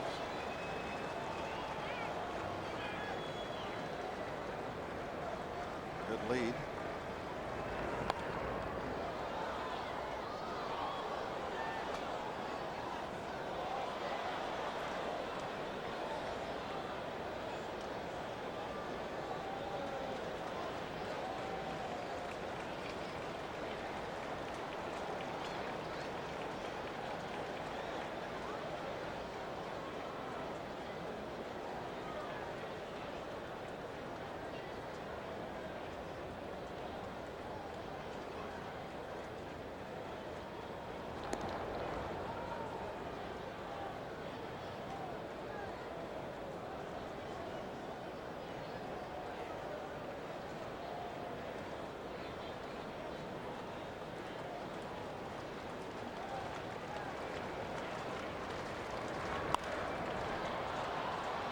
Nunez, second base.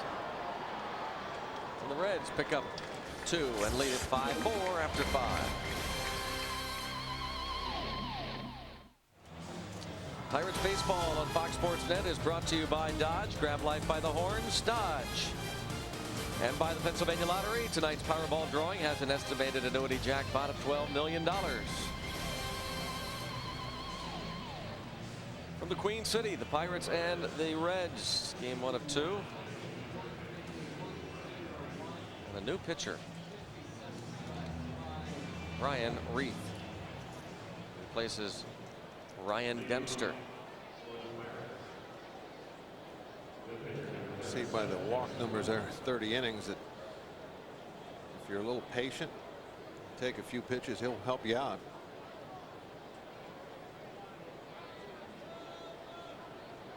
The Red starters, listen to this.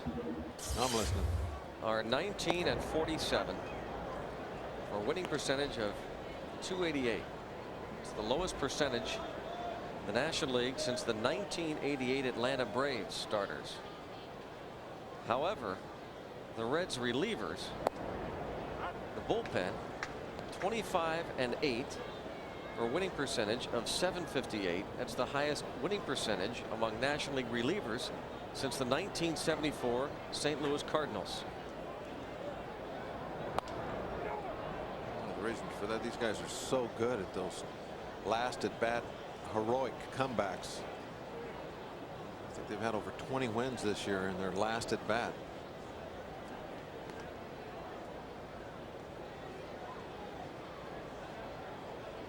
They hit the home runs. By the way, that differential between starters and relievers winning percentage. Yeah. Still the highest in the major league since 1920. So this is one kind of Dr. Jekyll, Mr. Hyde pitching staff. As Ryan Reith strikes out Pirate starter Jeff Suppan. Cincinnati be looking for some starting pitching this winter. Maybe this summer.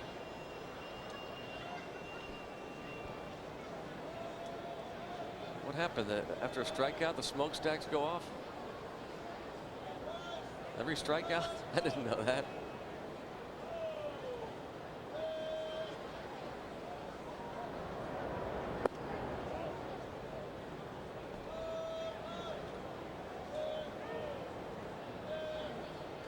Kendall has fouled out, walked, singled, and scored. I wonder how they make that smoke, right?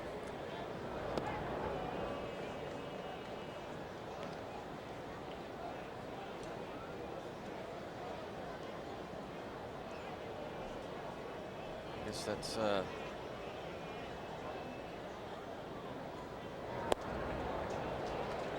put that up there to commemorate the steamboats. Bob, what's the history of the steamboats in this area? Well, Greg, to be honest with you, this is one of the hotbeds of steamboat technology. Oh, back 200 years ago. Kidding?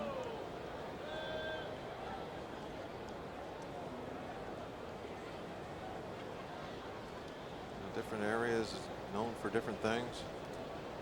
Cincinnati, almost the home of the Steamboat engine.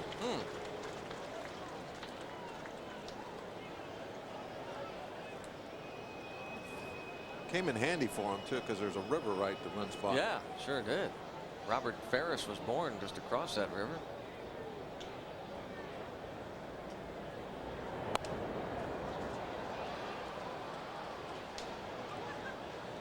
Felt like that's how we got here last night by Steamboat. There you are. If we had a. Oh yeah. There's the stacks, the wheel, and turning. Keep them big wheels turning. Isn't there a song like that? I'm sure there was. It's popped up to center. That's Mateo. 2 outs. Handle 1 for 3 plus a walk. Pirates have not been retired in order yet tonight. Ryan Dempster went 5, gave up 4 runs on 8 hits, 4 walks, 3 strikeouts, a home run.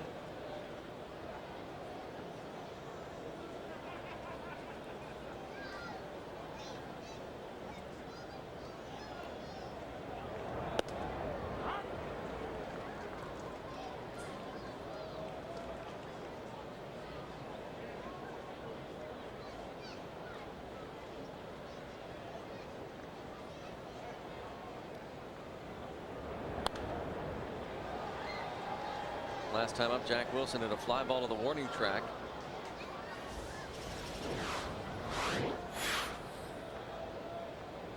In right field 3 times. He's gone the other way tonight.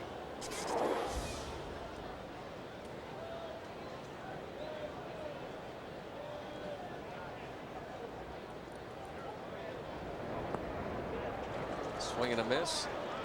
Stinnett will have to throw to first, and does. And the Pirates go down in order after 5.5. It is 5-4 Reds. Away from Ordinary is brought to you by Corona Extra. A statue of Joe Nuxhall was dedicated Sunday in ceremonies at the entrance to Great American Ballpark. Second of 4 statues to be placed here. Ted Kluszewski unveiled on opening day. And still to come, catcher Ernie Lombardi and outfielder Frank Robinson. 16 seasons for Joe Nuxhall as a player, 30 years as a Reds broadcaster, and apparently having second thoughts about retiring. He was to retire after next season. Well, he looks to be enjoying himself. So Yep. why quit now? The old left-hander. Great guy. Smile, Joe, you're on TV. Great team. See if I can get him a. Nuxie and Marty. Hey, Bob tapped on the window next to the radio booth. Right next to. He says, "Yeah, I see it. I see it." Trying to give him away. Yeah, he looked. He looked at the monitor. Yeah, I see it. There he goes. There you go. Yeah. What a great guy. Boy. I don't know how he can work with that other guy. Yeah. Jeez. So uptight, isn't he, Yeah. Marty? What a pair. Takes everything so seriously. What a pair. Oh, man. Marty and Joe. They got it figured out. They get it, as they say, those two. You know, did you notice the names on the doors? You know, Oh, yeah. Yep. Instead of saying like a home TV, Yep. home radio visiting, they all say that, visiting TV, home TV, whatever. And then their door says Marty and Joe. Yep.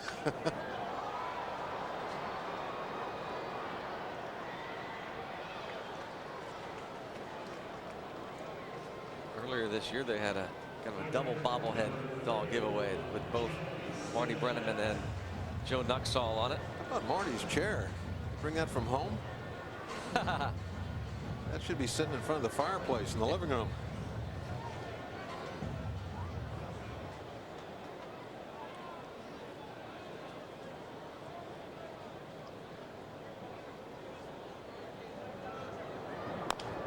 High chopper. Jack Wilson on to Randall Simon. 2 outs.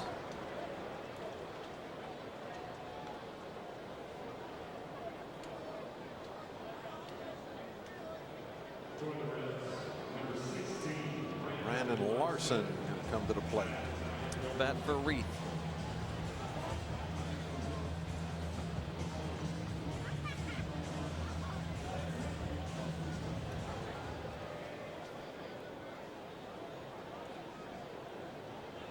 Looks like we're going to see Felix Heredia. The Reds take the field again.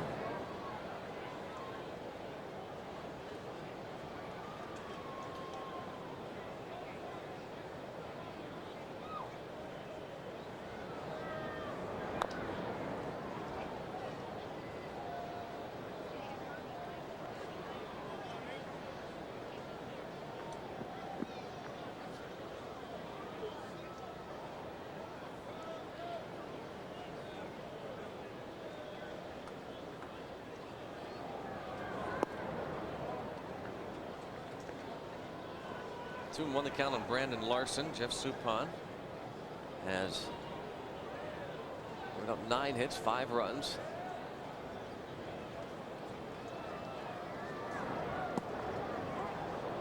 Gets the strike call.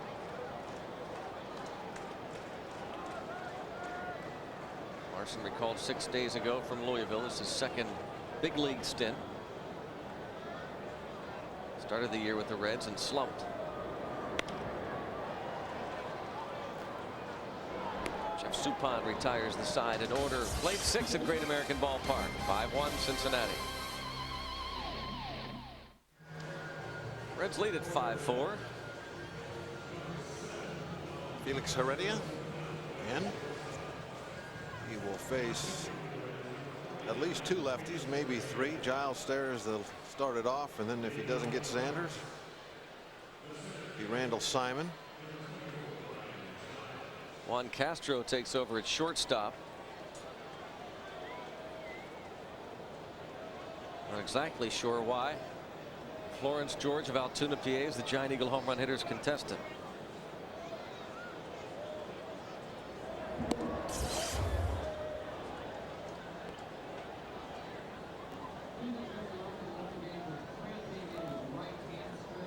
We've just been informed that Larkin left the game with his right hamstring barking a little bit.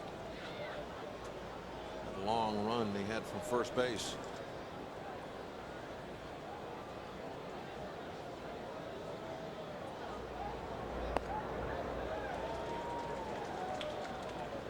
Brian Giles tonight 2 for 3, 2 RBIs, now with 50 on the year, and a brilliant Pirates career seems certain to be coming to an end.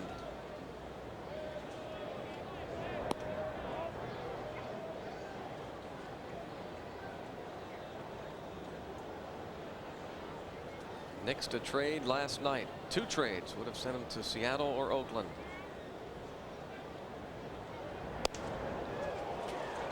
He and Jason Kendall strongly believe that they'll be paired in a deal.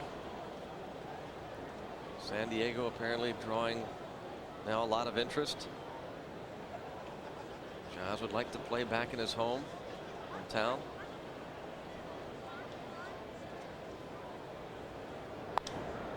Pops it up. Center fielder Mateo.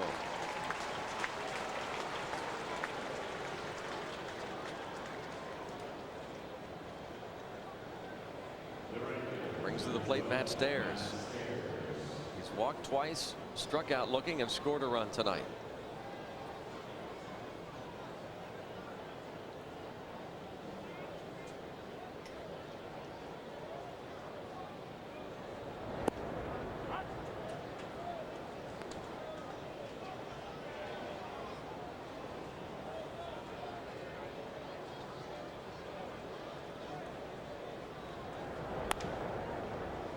Headed up the middle and under the glove of Jimenez. Jimenez would have had a play. Stairs does not run all that fast. If he would have been able to get to that ball, I don't think it was beyond him. He just didn't get the under it. The glove down all the way. Mistimed jumps tonight by these players. It almost went underneath him, not underneath the glove. Another overdive. Yep. Base hit for Matt Stairs. Now Reggie Sanders. I've coined the new phrase there, right? Overdive. The overdive. Yep.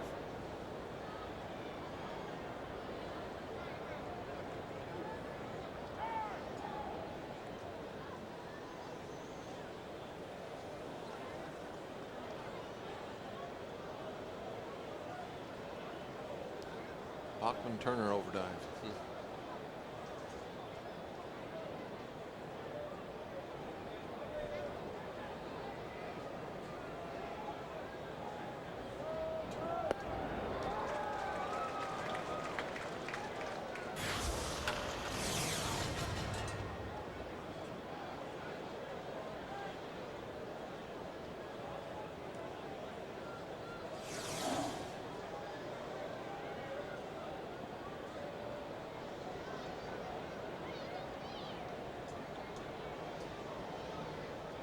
Reggie Sanders began his career as a Red.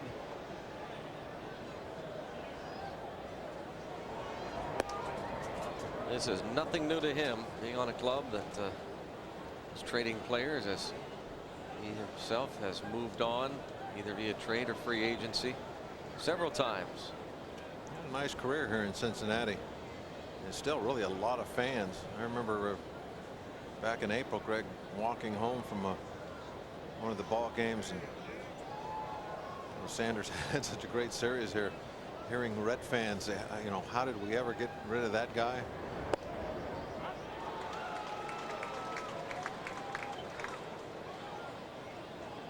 There's that inside fastball that ties Reggie up.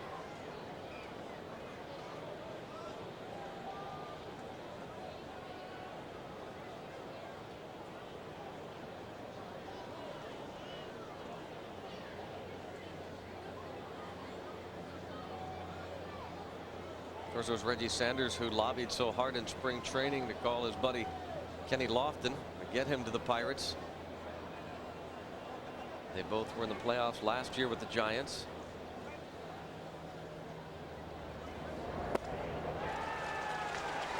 Heredia strikes out Reggie Sanders, and now will face all of those signings really turned out really great for the Pirates. Sanders leading the team in home runs. Lofton, of course, did a fantastic job. Simon, a long home run.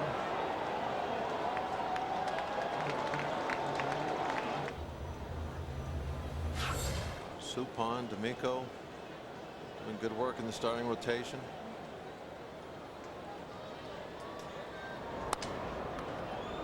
Broken bat to Hopper to second, on to first, and it's 7th inning stretch time in Cincy. The Reds up by 1.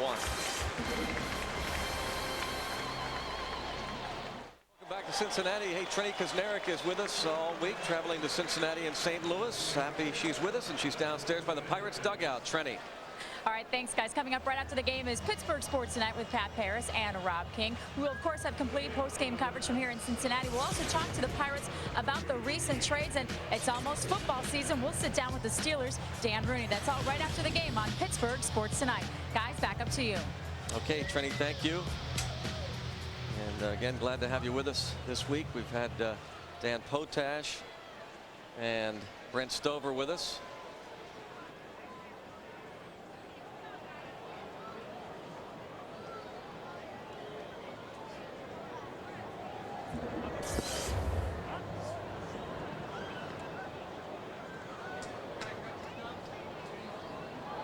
Four. Reds up.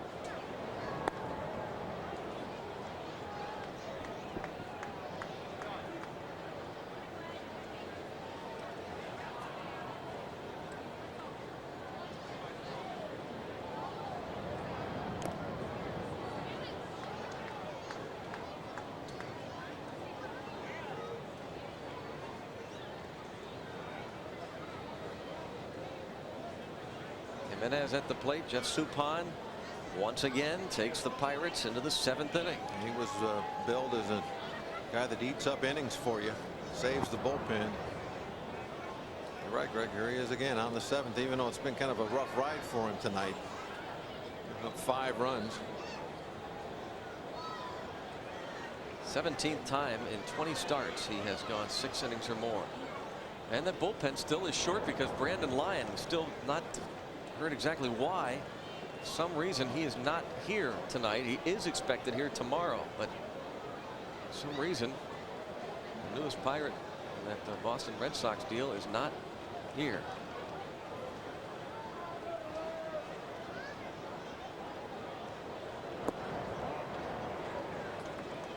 count is 3-2.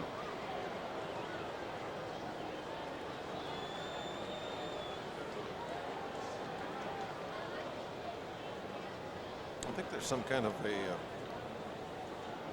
know, grace period is the right word or whatever, but you have, for some reason, 72 hours sticks in my mind to report to a new team. But most guys, just as soon as they can, they get there. It's kind of like you've been traded, so you want to get out of town. It's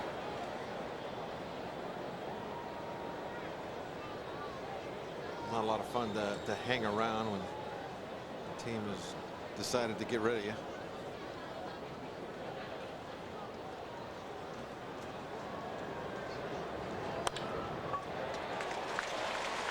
Leadoff single for Jimenez, or maybe it's a double. Spoke too soon. It's a double. Wow. I'd already looked down at my card and was filling out, putting a single in. Can't believe he got 2 out of that. Good hustle. He had to go hard out of the box. There's no way that yeah, he was thinking double as soon as he hit it. Right there, he checks the outfield and decides I can make it. He was acquired from the White Sox July the 6th for a minor league pitcher, and he's hit safely now in each of his first 13 games as a Red. No player in the last 30 years has had a longer streak to begin his Reds career. D'Angelo Jimenez tonight 3 for 4 with a pair of doubles. There is now action in that bullpen. The Pirates.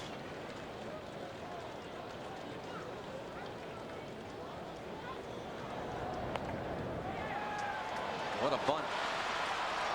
Nice play by Simon to retire Castro. Very nice play by Simon. Once that ball got by Suppan, I thought he had a great chance of beating it out. Jeff tried to break to get the ball. Watch him. He's going to slip. Takes a big chunk of grass.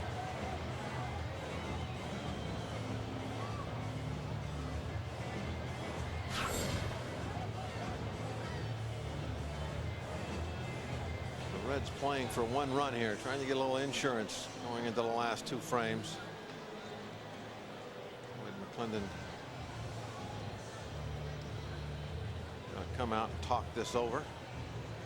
Brian Meadows was called up today from AAA Nashville. Stay tuned. About every day you might hear another player transaction, trade, and then call up. Wonder if Tyke Redmond won't soon be joining the Pirates from AAA Nashville to play center field. Well, that meeting breaks up.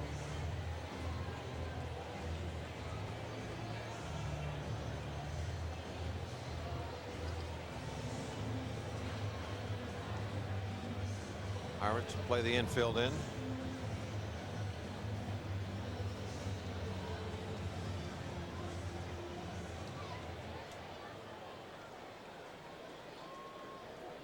Now Mac did not call that meeting just to tell him to play in.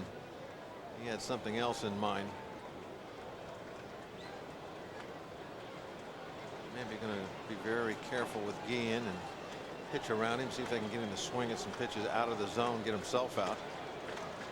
See how Suppan works him. Ball 1. Kendall did move way off the plate inside.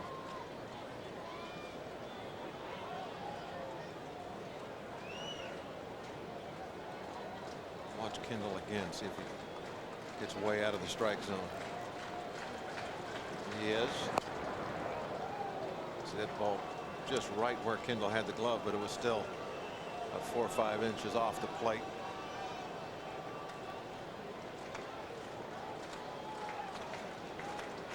Tell by where the catcher sets up if they want to throw a strike or not, especially here 2-0. If Kendall goes off the plate again.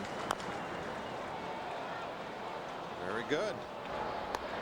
Nice little play by Simon again. Got him to swing at one of those pitches inside. Good opportunity to stop that run now. Infield can move back.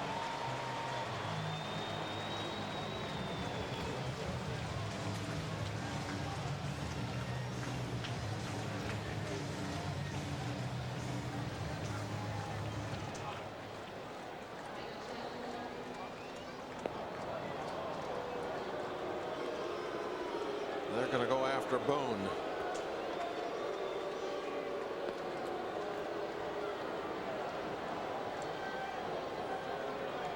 Well, this really will be interesting, Greg, to see how Suppan works Boone. Thinking back to the last 3 at bats, first 2 times up, nothing but slow breaking balls. Boone really looked silly. Second time up, he couldn't handle the inside fastballs. You could see he made an adjustment staying back and ended up getting a slow pitch away, and the base hit the left field. So now what will Suppan decide to do? And what's Boone looking for? Cat and mouse.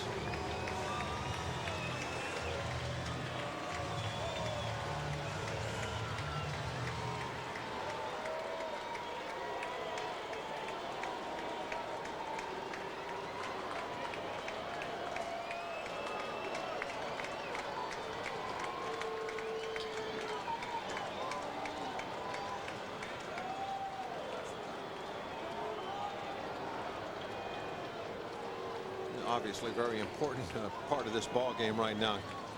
Kendall wanted to go out there and make sure that they're on the same page, that they know what it is they want to do to Boone to try and get him out. You can't really have a total game plan where, okay, we're going to go 2 breaking balls, fastball, breaking ball. Is really what pitch you call is predicated on what happened the pitch before. You don't know what the second pitch is going to do because you don't know what's going to happen on the first one. So now you got a slow breaking ball down and away. You got a swing and a strike, and that's, leads to what you call now. Now if Boone hadn't chased that, hadn't swung at it, maybe the second pitch would be different than whatever Suppan's going to throw now.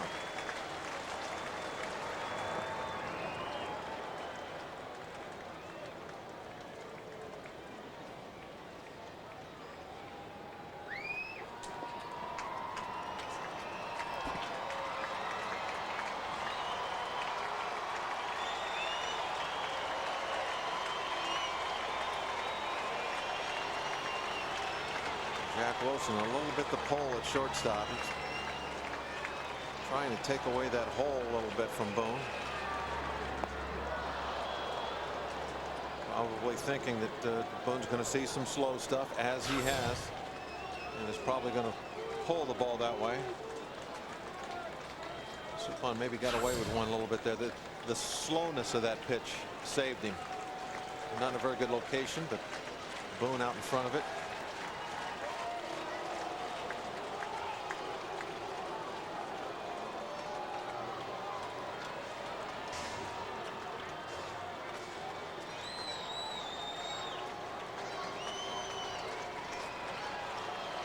Suppan tries to work his way out of this jam. Pirates down a run, 7th inning. Great work to get Boone. Ahead of the 8th, still 5-4 Reds.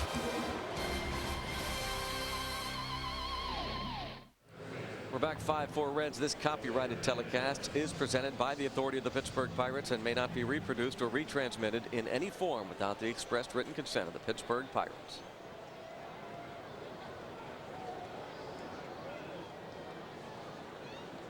Chris Rietsma, the new pitcher.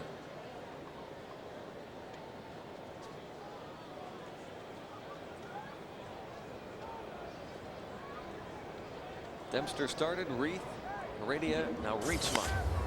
And Jose Hernandez talked about the power he provides. He strikes out a lot, but he also hits the long ball. Jose Hernandez, his 11th homer of the year and his first as a Pirate. And that one ties the game. This is a kind of a typical game here for Hernandez. Not typical in the fact that he hits a home run every night, but you see him look so bad up there for a couple of bats, the strikeouts, and then boom, he hits the long one.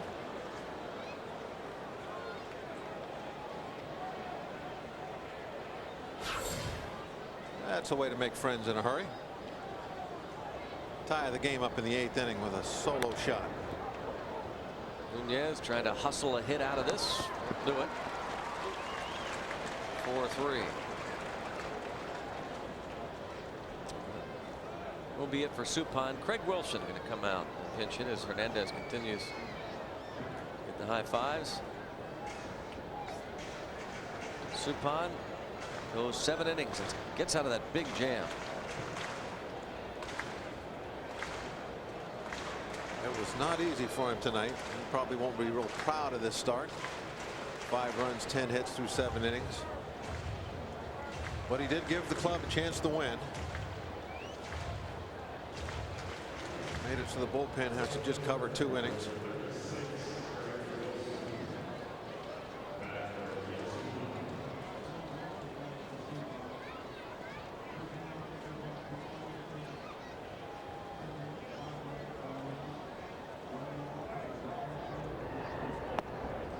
Craig Wilson pinch hits. Take a look at the pinch hit leaders. Home runs by clubs. Reds and Bucks 1-2 in the majors. Of course, Craig Wilson last homestand a pinch hit grand slam.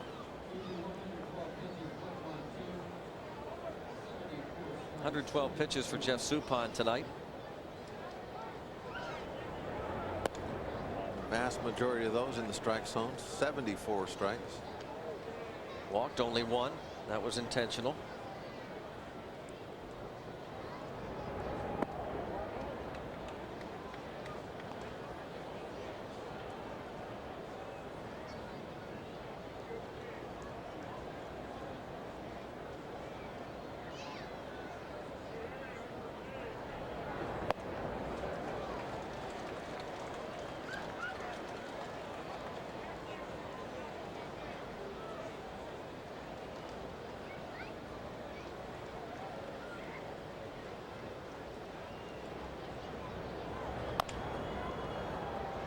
Castro, the shortstop. It'll take long at all to get rid of that ball. Yeah, very quick release. A lot of times you see shortstops so quick to get rid of that ball that there's not a lot on it. But not only did he have the quick release, sizzled it over there pretty good.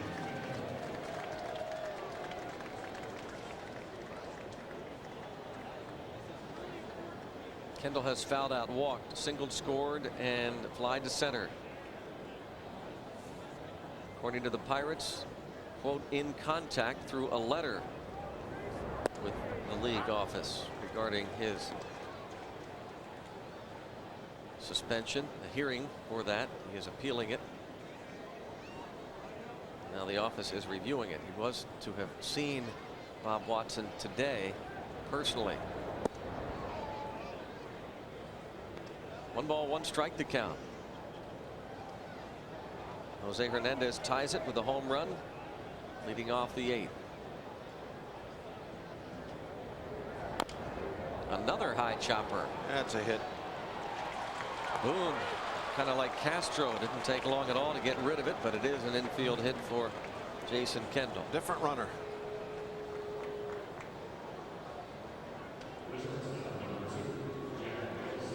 He still gets down that line not as quick as anybody from the right side, even with that reconstructed ankle. It was a fine play by Boone, but not fine enough. He beat it by a smidgen. We've talked about that bare hand play a lot, Bob. Most third basemen would try that bare hand, just grasping at straws sometimes, taking a shot. Jack Wilson would try and take a shot at a bunt. But he'll be retired. 1-3. Jose Hernandez hits his first homer as a Pirate. Ties the game. 5-5 ball game. It's time for us to look at our Pennzoil protection play of the night. It was Jeff Suppan. This at bat with Aaron Boone. Slow breaking ball for strike 1. Same thing for strike 2, and then set him up high fastball. And Boone strikes out. Third time tonight. No, excuse me, second time tonight that he went down on strikes. That's our Pennzoil protection play, and now it's going to be Brian Boehringer.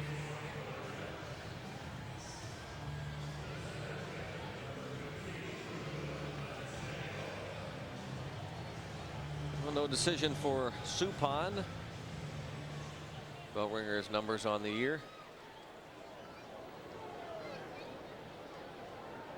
The number there that really stands out is those 8 home runs in 39 innings. That has been the problem for Bowringer. The ball in the ballpark. Been the difference between the season he had last season and now. Maybe we can say, hopefully past tense was the problem for Bowringer, because he does seem to be, and does seem to have settled down as the play goes 5-3. Jose Hernandez throws on to first. Nice little pickup by Hernandez. That ball was hit pretty well.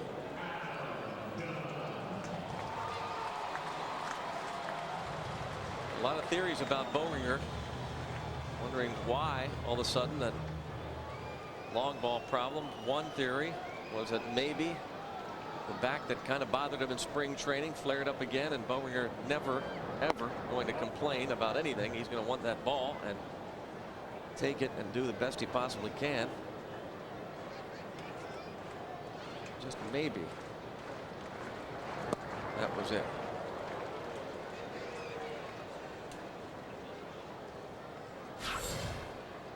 When you watch him pitch, Greg, you see here he throws a fastball right by Dunn. You can't really see a difference in anything he does. The velocity looks about the same as it was last year. Last year he went after guys with fastballs. He does the same thing this season. That's what's been making such a tough thing to figure out, is visibly there isn't a lot of difference between the way he pitched. The difference is the results. Still reading a lot of books.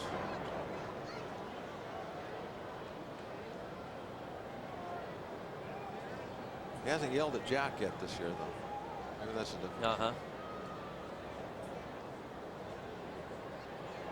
He is a competitor. Is it? That'll be an easy play. He's a kind of a different type of guy off the field as on the field. Different person. He's so easygoing when you talk to him. Around the ballpark, you get him out in the middle of the diamond and he turns into a pretty emotional guy. Last year we saw him show his emotions a couple of times.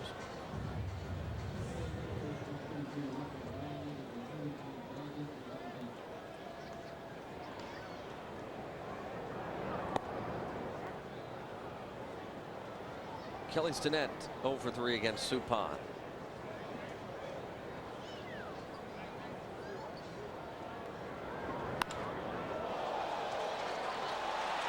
Kicks off the second base bag. That'll go as a base hit.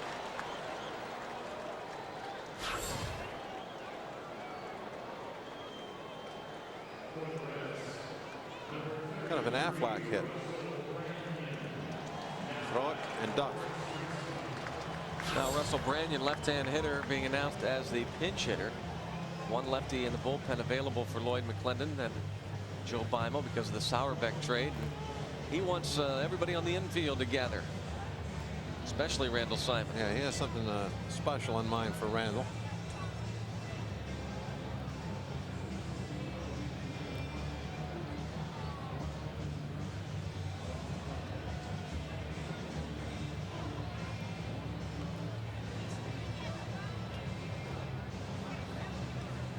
Watch Randall and see where he plays when he gets back. I'm thinking that he's not going to hold on Stinnett. He'll probably play right behind him, and then as the pitch is made, he'll release and back up so he can cover as much ground as possible. A left-handed hitter in there, and that's exactly what he's going to do. Right behind Stinnett, and he will back off as Bowringer goes home.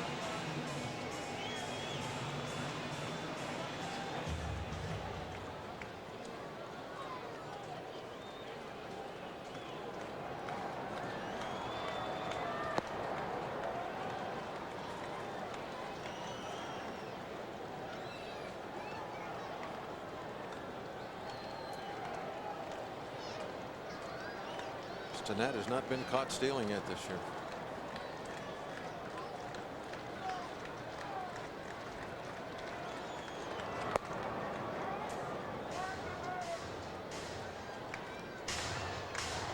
You're not biting on that one, huh? No. Okay, I understand.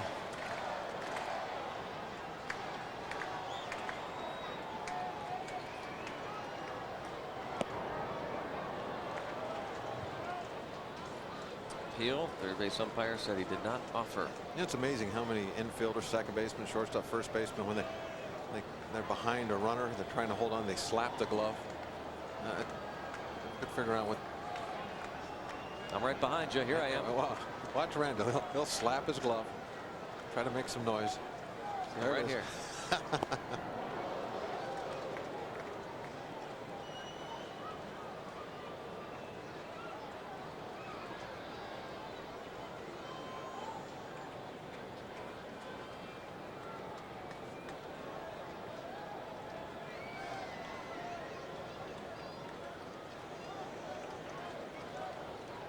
Randall gave it 2 quick slaps that time. I was watching him.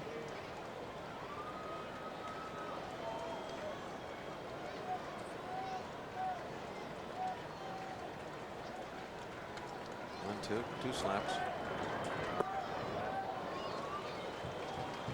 It's 3-2 now on Branyan, who hit a pinch hit grand slam on Monday against Brooks Kieschnick and the Brewers. First career pinch hit homer.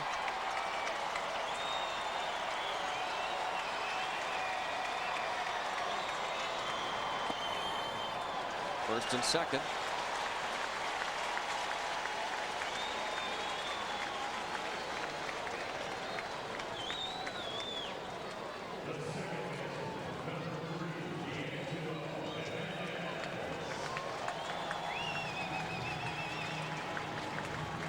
Finally is ready.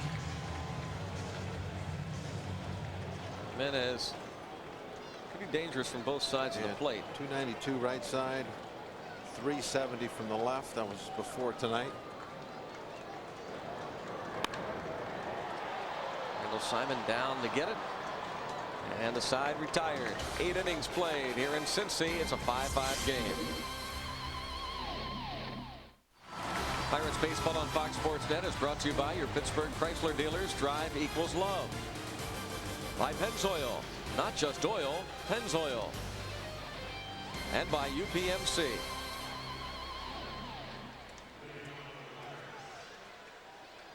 Back in Cincinnati, 9th inning and a 5-5 game. Ken Mercker, veteran left-hander, takes over.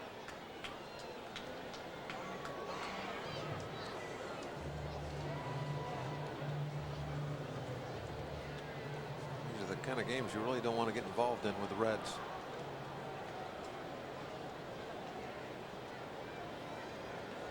This is when they are very good.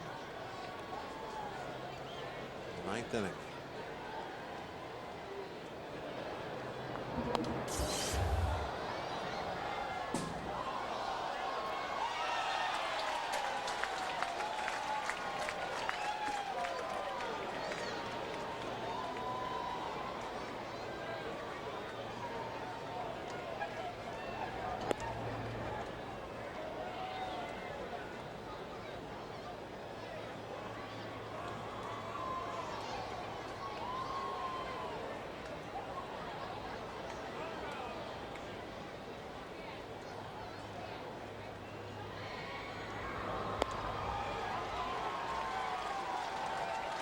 One and two on Giles. Mercker and Giles briefly teammates in 1996 in Cleveland.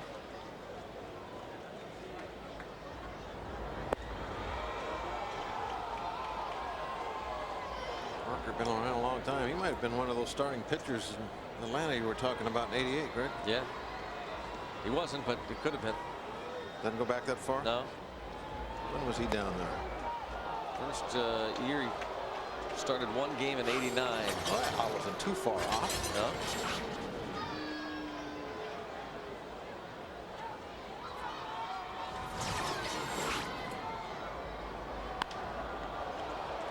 Hit to left. Done.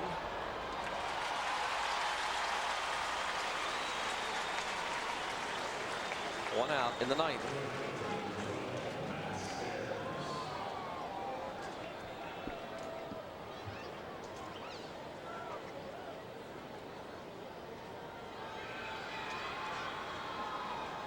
Pirates looking for a hero. It'll be Reggie Sanders. I think it will be, right?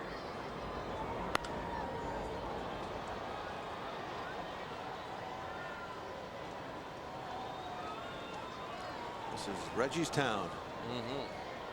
Star again tonight.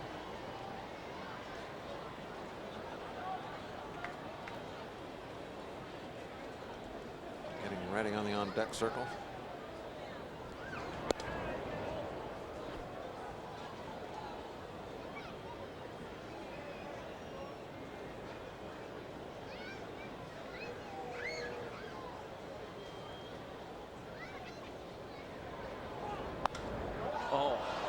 Or it might be Stairs. Come on. Did enough. Yes. Matt Stairs. His 12th of the year gives the Pirates the lead in the 9th. Off a lefty. That away, Matt.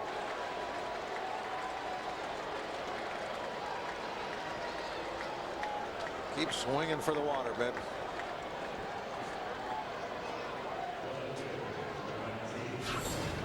Take a look. I think Matt knew he got it. Babe Ruth like a little follow through. Matt Stairs, his 12th. Pirates lead it. Don Gullett out to talk to Merker.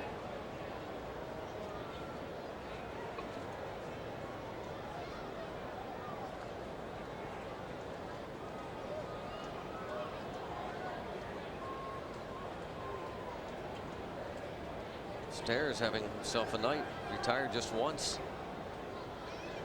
in 5 plate appearances.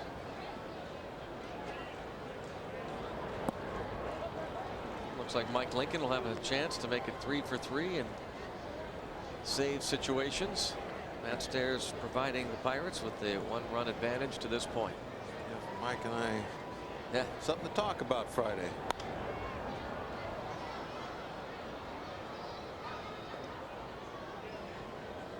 Mike Lincoln talking to bullpen coach Bruce Tanner,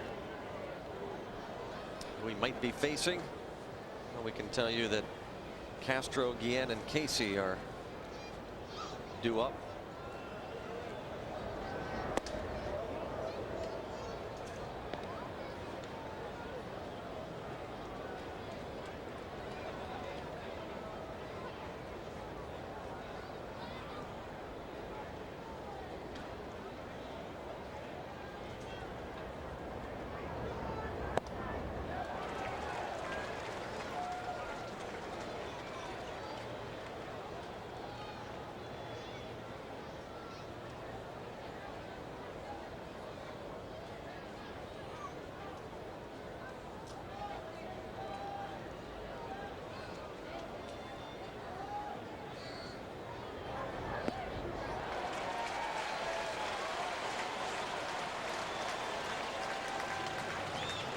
Reggie Sanders down on strikes, and Kent Merker will now face a pinch hitter instead of Randall Simon. It will be a guy who was raised in the Cincinnati area, Adam Heisdu.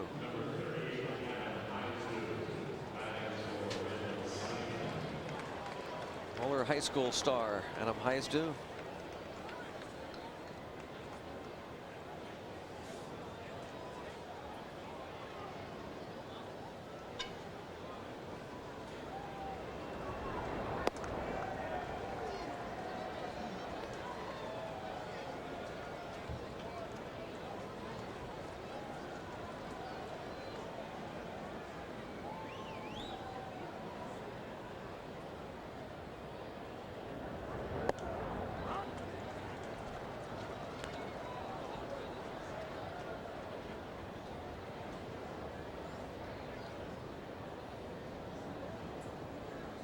On a strike on Heisdu, batting for Randall Simon.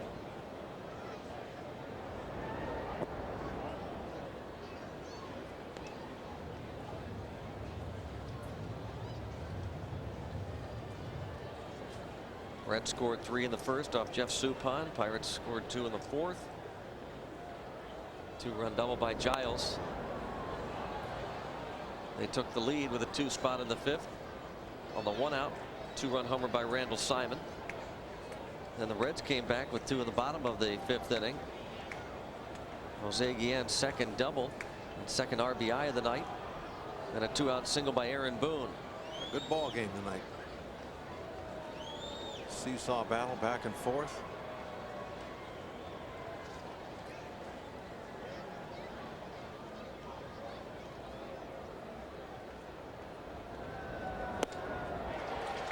Merker gets Heisdu. Jose Hernandez tied the game in the 8th inning. Matt Stairs gives the Pirates the lead here in the 9th.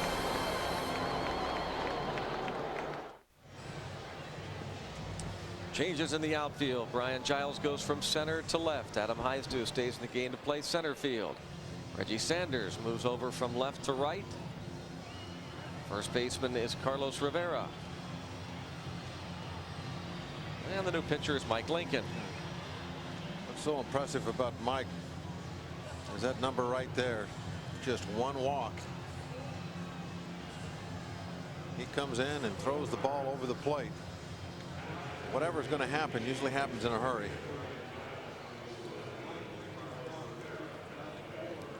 Lincoln bats 4th in the order.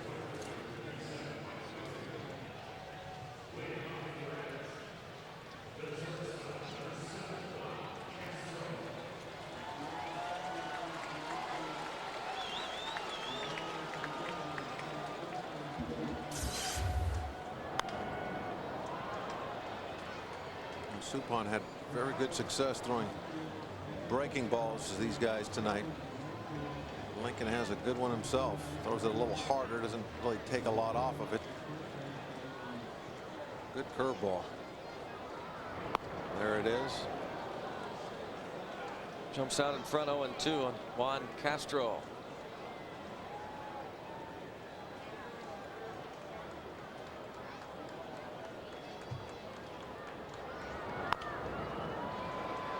There's Rivera. 1 out.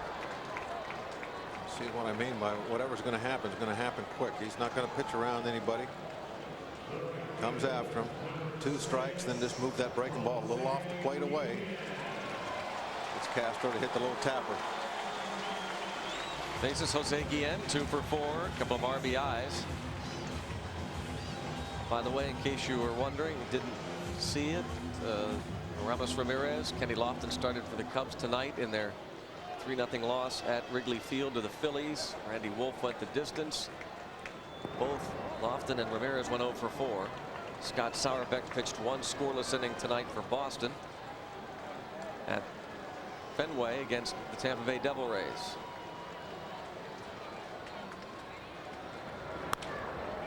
To the shortstop.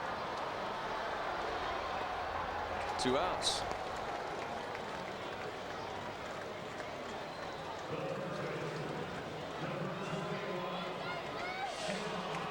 Sean Casey, last hope for the Reds.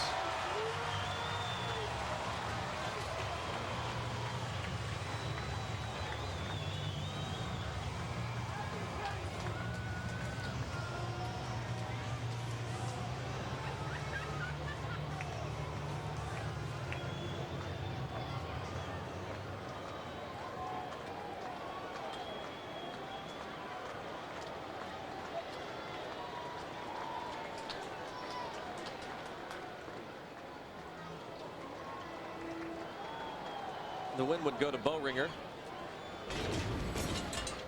Pitched a scoreless inning. Merker, of course, gave up the home run to Stairs. He'd suffer the loss.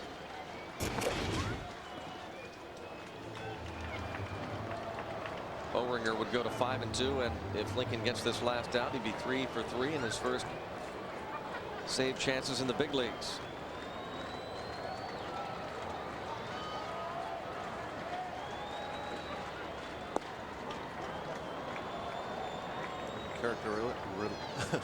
How do you say that word? What word? He doesn't usually fall behind, but he does in this case. 2-0, I think, comes with a curveball for a strike. Pretty impressive. Uncharacteristically, I guess was the word I was looking for. Way in on Casey.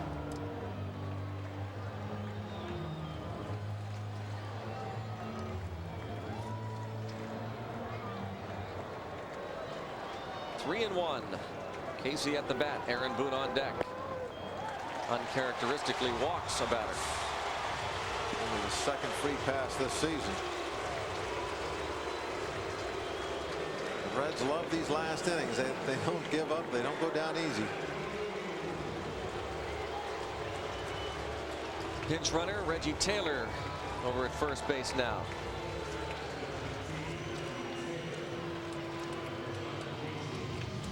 Mack is going to come out, talk it over again with the whole crew. This time they don't have to be called in. Everybody's going to be there waiting for him.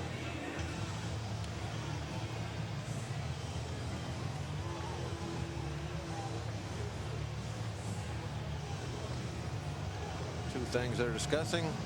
One of them, Aaron Boone, how they've pitched him tonight, how they've been successful, and Reggie Taylor at first base. You got to make sure you stop him, get him flat-footed.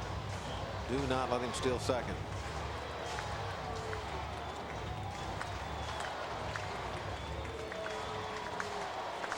Mack jogs off. Taylor this year has swiped 6 bases and has not been caught. See the Reds last at bat. League leaders come from behind wins. Aaron Boone, of course, last year tied a game against the Pirates and Mike Williams in the 9th inning and then won it with a home run in extra innings.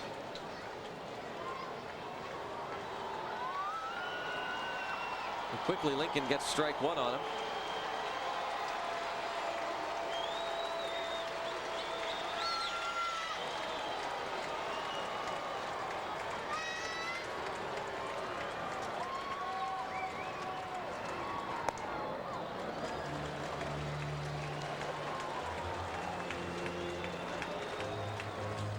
One ball, one strike. Aaron Boone is 3 for 10 in his career against Mike Lincoln.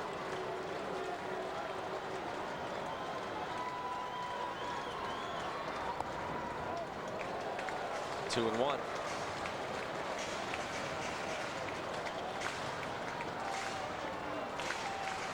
Lincoln has yet to throw him the hook. Seeing nothing but breaking pitches just about all night long, and here in the night hadn't seen one yet from a breaking ball pitcher. Looks like they're going to go fastball again. Throw to first. I saw Kendall move inside. He does that a lot when he gives the throw to first sign.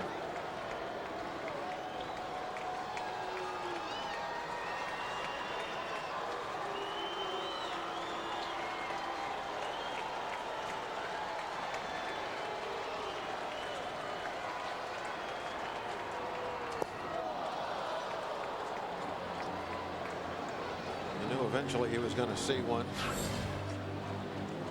Thinking nothing fancy with this. Right down the middle curveball. Look at Boone. His finish really opened up early, pulled off. Well, Lincoln's ready to throw his patented Lincoln drop curve here to end it. Again, Kendall move inside and the throw to first base.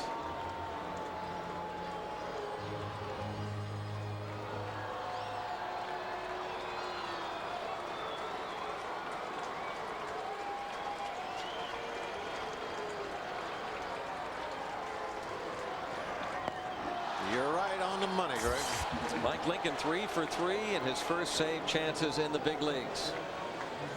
Pirates come back and beat the Reds 6-5 in the first of this brief 2-game series. Winner Boehringer, Lincoln the save. Bucks and Cardinals, our next telecast Friday night from St. Louis. Pittsburgh Sports Tonight next.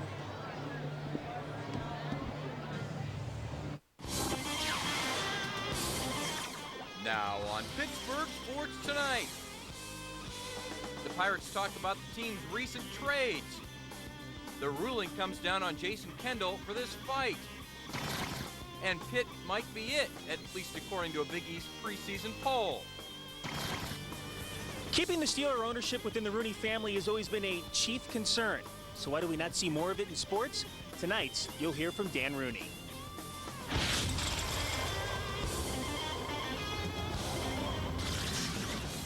Hello, everybody, and welcome. Alongside Rob King, I'm Pat Pearson. This is Pittsburgh Sports Tonight. It looks like history is repeating itself for the Pirates. Former Bucco manager Jim Leyland shares his thoughts on the recent moves. Yeah, we'll show you how Kenny Lofton and Ramos Ramirez are doing with their new team as well, but we begin with the Bucks and Cincy. Yeah, who's on first, what's on second, and I don't know who's on third. Actually, that is Jose Hernandez on third, but with 4 major leaguers gone, I'm more likely to follow. Pirates fans are hoping this team doesn't turn into a comedy routine, and it doesn't look like it's going to after one day. That guy helping out, he is standing by now live with Trenny Kusnierek as we take you back to the scene in Cincinnati. Hi, guys. Thanks very much. I am here with the newest Pirate, Jose Hernandez. You got off to a rough start at the plate, but in the end, you came through when you needed to. Well, I think so, yeah. I just go out the plate and be aggressive all the time. You know, the guy was throwing me a lot of slider. I was swinging like crazy, but then finally, last 2 AB, I was feeling better at the plate and get that big hit in the 8, I believe, and so we win the game. You are historically an aggressive hitter at the plate, which has led to a number of strikeouts. How do you get over those mentally late in a game like that? Well, I just go to the plate, like I say, I'll just always swing. Strikeout is going to be an out. I even care about that stuff. I just try, all the time I go to the plate, I don't want to strike out, but, swing hard always and be aggressive at the plate. So, so far, I got many strikeout already, but I hope I get, my stroke back and try to help my club to win a couple games. I saw you earlier in the clubhouse talking to a lot of coaches, talking to a lot of players. What are the key things you need to learn about a team your first couple of days with them?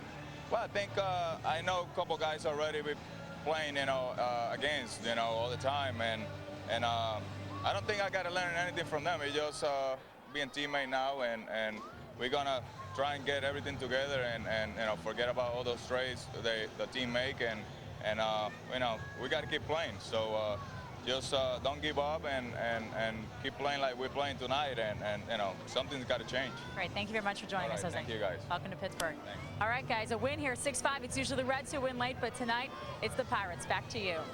All right, Trenny, thanks very much. And Jose Hernandez, one of the home run heroes tonight for the Pirates as they get a win. And surprisingly, this team is not let down like a lot of people probably thought they would at this point after all the trades. And that's Hernandez in a nutshell. 2 strikeouts and a home run. I mean, he's always had good power, showed some tonight. Jeff Suppan was on the mound for the Pirates, making what could be his last start as a Bucco. His name involved in a lot of trade rumors. Fell behind early, but the Pirates were able to rally offensively. Let's take you back to the Great American Ballpark in Cincinnati for the highlights. Bottom of the 5th, 2 outs, tied at 4. Aaron Boone facing Jeff Suppan, who gave up 3 in the first. That single scores Jose Guillen.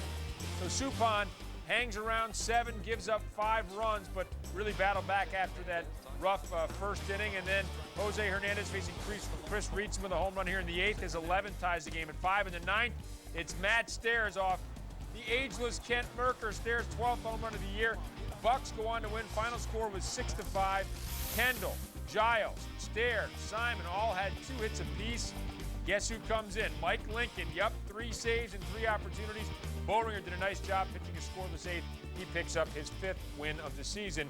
And now the Pirates, as you mentioned, despite all the trade rumors, and it looks like more to come, able to not just hang in there, but battle back. Showed a lot of heart in that win tonight. Yeah, offensively, defensively, and as far as pitching goes, and they'll have to continue that as they battle the Reds, who, as Trenny mentioned, get their wins a lot of times in their last at-bat. It's the Pirates basically doing that tonight, though. Our Mike's Hard Lemonade helps us discover tomorrow's starters, and that will be Jeff D'Amico going against Jimmy Haynes at the Great American Ballpark. Of course, D'Amico 6-10 with a 3.80 ERA. He's lost 4 of his last 5 starts. Haynes 2-10 with a 5.86 ERA. The next broadcast here on Fox Sports Net will be Friday night in St. Louis, 6:30 to be Sports Beat as we get you ready. And then it's the Pirates and the Cardinals from Busch Stadium after the game, wrapping it all up on Pittsburgh Sports Tonight. Jason Kendall able to knock 1 game off his suspension during a hearing today in Cincinnati. The Bucks catcher will miss 2 games instead of 3 for his part in this June 14th brawl in Tampa. Kendall will serve the suspension tomorrow afternoon and Friday night. Humberto Cota was called up Sunday, you'll remember, to fill in for Kendall because of this impending suspension.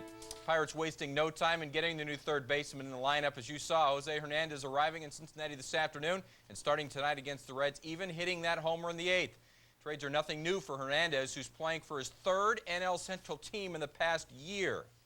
So yeah, it's just kind of like weird, you know, but like I always say, you know, it's baseball. I'm happy to be here because, you know, all the time people, you know, teams asking for my job and you know, so I think it's great. Now I'm here from Colorado, Chicago, now in Pittsburgh. So I hope I start swinging the bat better and help my club to win a couple games. Greg Brown reported tonight on SportsBeat and throughout the broadcast tonight that Brian Giles has turned down trade opportunities to Oakland and Seattle, which is within his rights with his limited no-trade clause. 4 Pirates without no trades are gone, and more are rumored to be on their way out. Trenny Kusnierek in Cincinnati has the players' perspective on the recent moves. Not all of the new pieces are here yet, but in the clubhouse, they're feeling the changes. Take a look around the clubhouse, and there's a lot of new faces. Do you even recognize anyone anymore? You know what? That's what I was riding in with some of the guys, and I was talking to them about it. I mean, it seemed like just real quick that everybody, they were just cleaning house, but you know, it's getting to that point, and it's probably going to be a couple more guys gone. An overwhelming feeling in the clubhouse. Who will be next? With all of the trades made in the last few days and being made so quickly, these guys have come to realize that it doesn't matter who you are, everyone is on the trading block. I'm telling you the truth, it is like that, you know. It's kind of, you know, it's kind of tough now knowing that you got, you know, 4 guys, I think is gone in a couple of days, you know. So it's tough because, you know, you wanna know that, you know, what's gonna happen and, you know, where your future gonna be. There's going to be more guys. I mean, we still have a lot of guys that have 1-year deals, and you know, the moves we're making, some of them are baseball decisions and some of them are economic decisions, and that's just part of it. It's also evident that money is seen as the driving force and that the team is looking toward the future rather than the here and now. Obviously, the 5-year plan they had wasn't successful, and I don't know how many years they're going to put on this one, but you know, it's something that needs to be done. It's frustrating as a player wanting to win here, but it's probably not going to happen for some time. In the coming days, we should have a better idea of who will shape the new-look Pirates. In Cincinnati, Trenny Kusnierek for Pittsburgh Sports Tonight. All right, thank you very much, Trenny. The Pirates appear to be on the verge of completely ripping apart the team and starting over from scratch, and whatever they get back in deals from other teams. This is now year 11 of the rebuilding plan, and going through that once was enough for former Bucs manager Jim Leyland. It hurts me. You know, when I left in '96, I could see it coming, and you know, we were going to rebuild then, and here it is 7, 8 years later, whatever, and now they're going to start rebuilding again. But the sad part is, in between, they really didn't win anything. They haven't had a winning season. I mean, had they been able to, and I'm not talking about my era, but I guess I am talking about my era, but you know, at least we were able to win 3 division championships during that process when we had to tear everything down to start over again. And unfortunately for them, they weren't able to do that, and I feel bad for that. But I think that Kevin said it right. I think Dave Littlefield is out acquiring real young players right now, and you know, they're obviously starting with pitching. I think he's doing a little bit the same thing what Sid Thrift did. Every deal he made, practically, he brought back some type of a pitcher. So it's a sad day for me, really, because I really feel sorry for the situation that they're in. Well, for Aramis Ramirez, last night's trade means a fresh start with a pennant contender. For Kenny Lofton, it's another chance to make a difference. Just like last season, when a trade sent him to San Francisco, Lofton plans on helping the Cubs to the World Series. That's not fun, being a rental player, but it's the case with a situation right now with a team who has a chance to get to the playoffs and get to the series, and that's what it's all about for me right now. This is really a blessing right now, especially the fact that, you know, how do you lose Tom Goodwin in the 4th and you pick up Kenny Lofton in the 7th? I mean, that was, I mean, that's more than just ironic luck, I think. We have plenty more on the way. I'm sorry, go ahead. You go first. I'm sorry. Why don't we do the new look Cubs? Absolutely. Take it on the Phillies tonight. There's Kenny Lofton with his debut as a Cub, and he fouls it off to left field. And Lofton 0 for 4 on the night. Ramos Ramirez not faring much better. Here's something we've seen a lot in Pittsburgh. That would be his 24th error of the season. 0 for 4 at the play as well. Cubs blanked by the Phillies. 3-zip the final. Okay, Rob. You done yet? Yeah. All right, we have more coming on the way on Pittsburgh Sports Tonight. Next, Steelers owner Dan Rooney talks about expectations for his team this season. And the experts say you can expect big things from the Pitt Panthers this year. That story is on the way. You're watching Pittsburgh Sports Tonight. Join us every night at 10. Pittsburgh Sports Tonight on Fox Sports Net is brought to you by Wendy's. When you get that late night craving, drive through a Wendy's late night pickup window until 1 a.m., where you can eat great even late. By Davis Toyota. Others say they can, we prove we can. Nobody beats a Davis deal. And by Just for Men. More than a hair color, it's the Rejuvenator. Ends gray in 5 minutes and looks natural.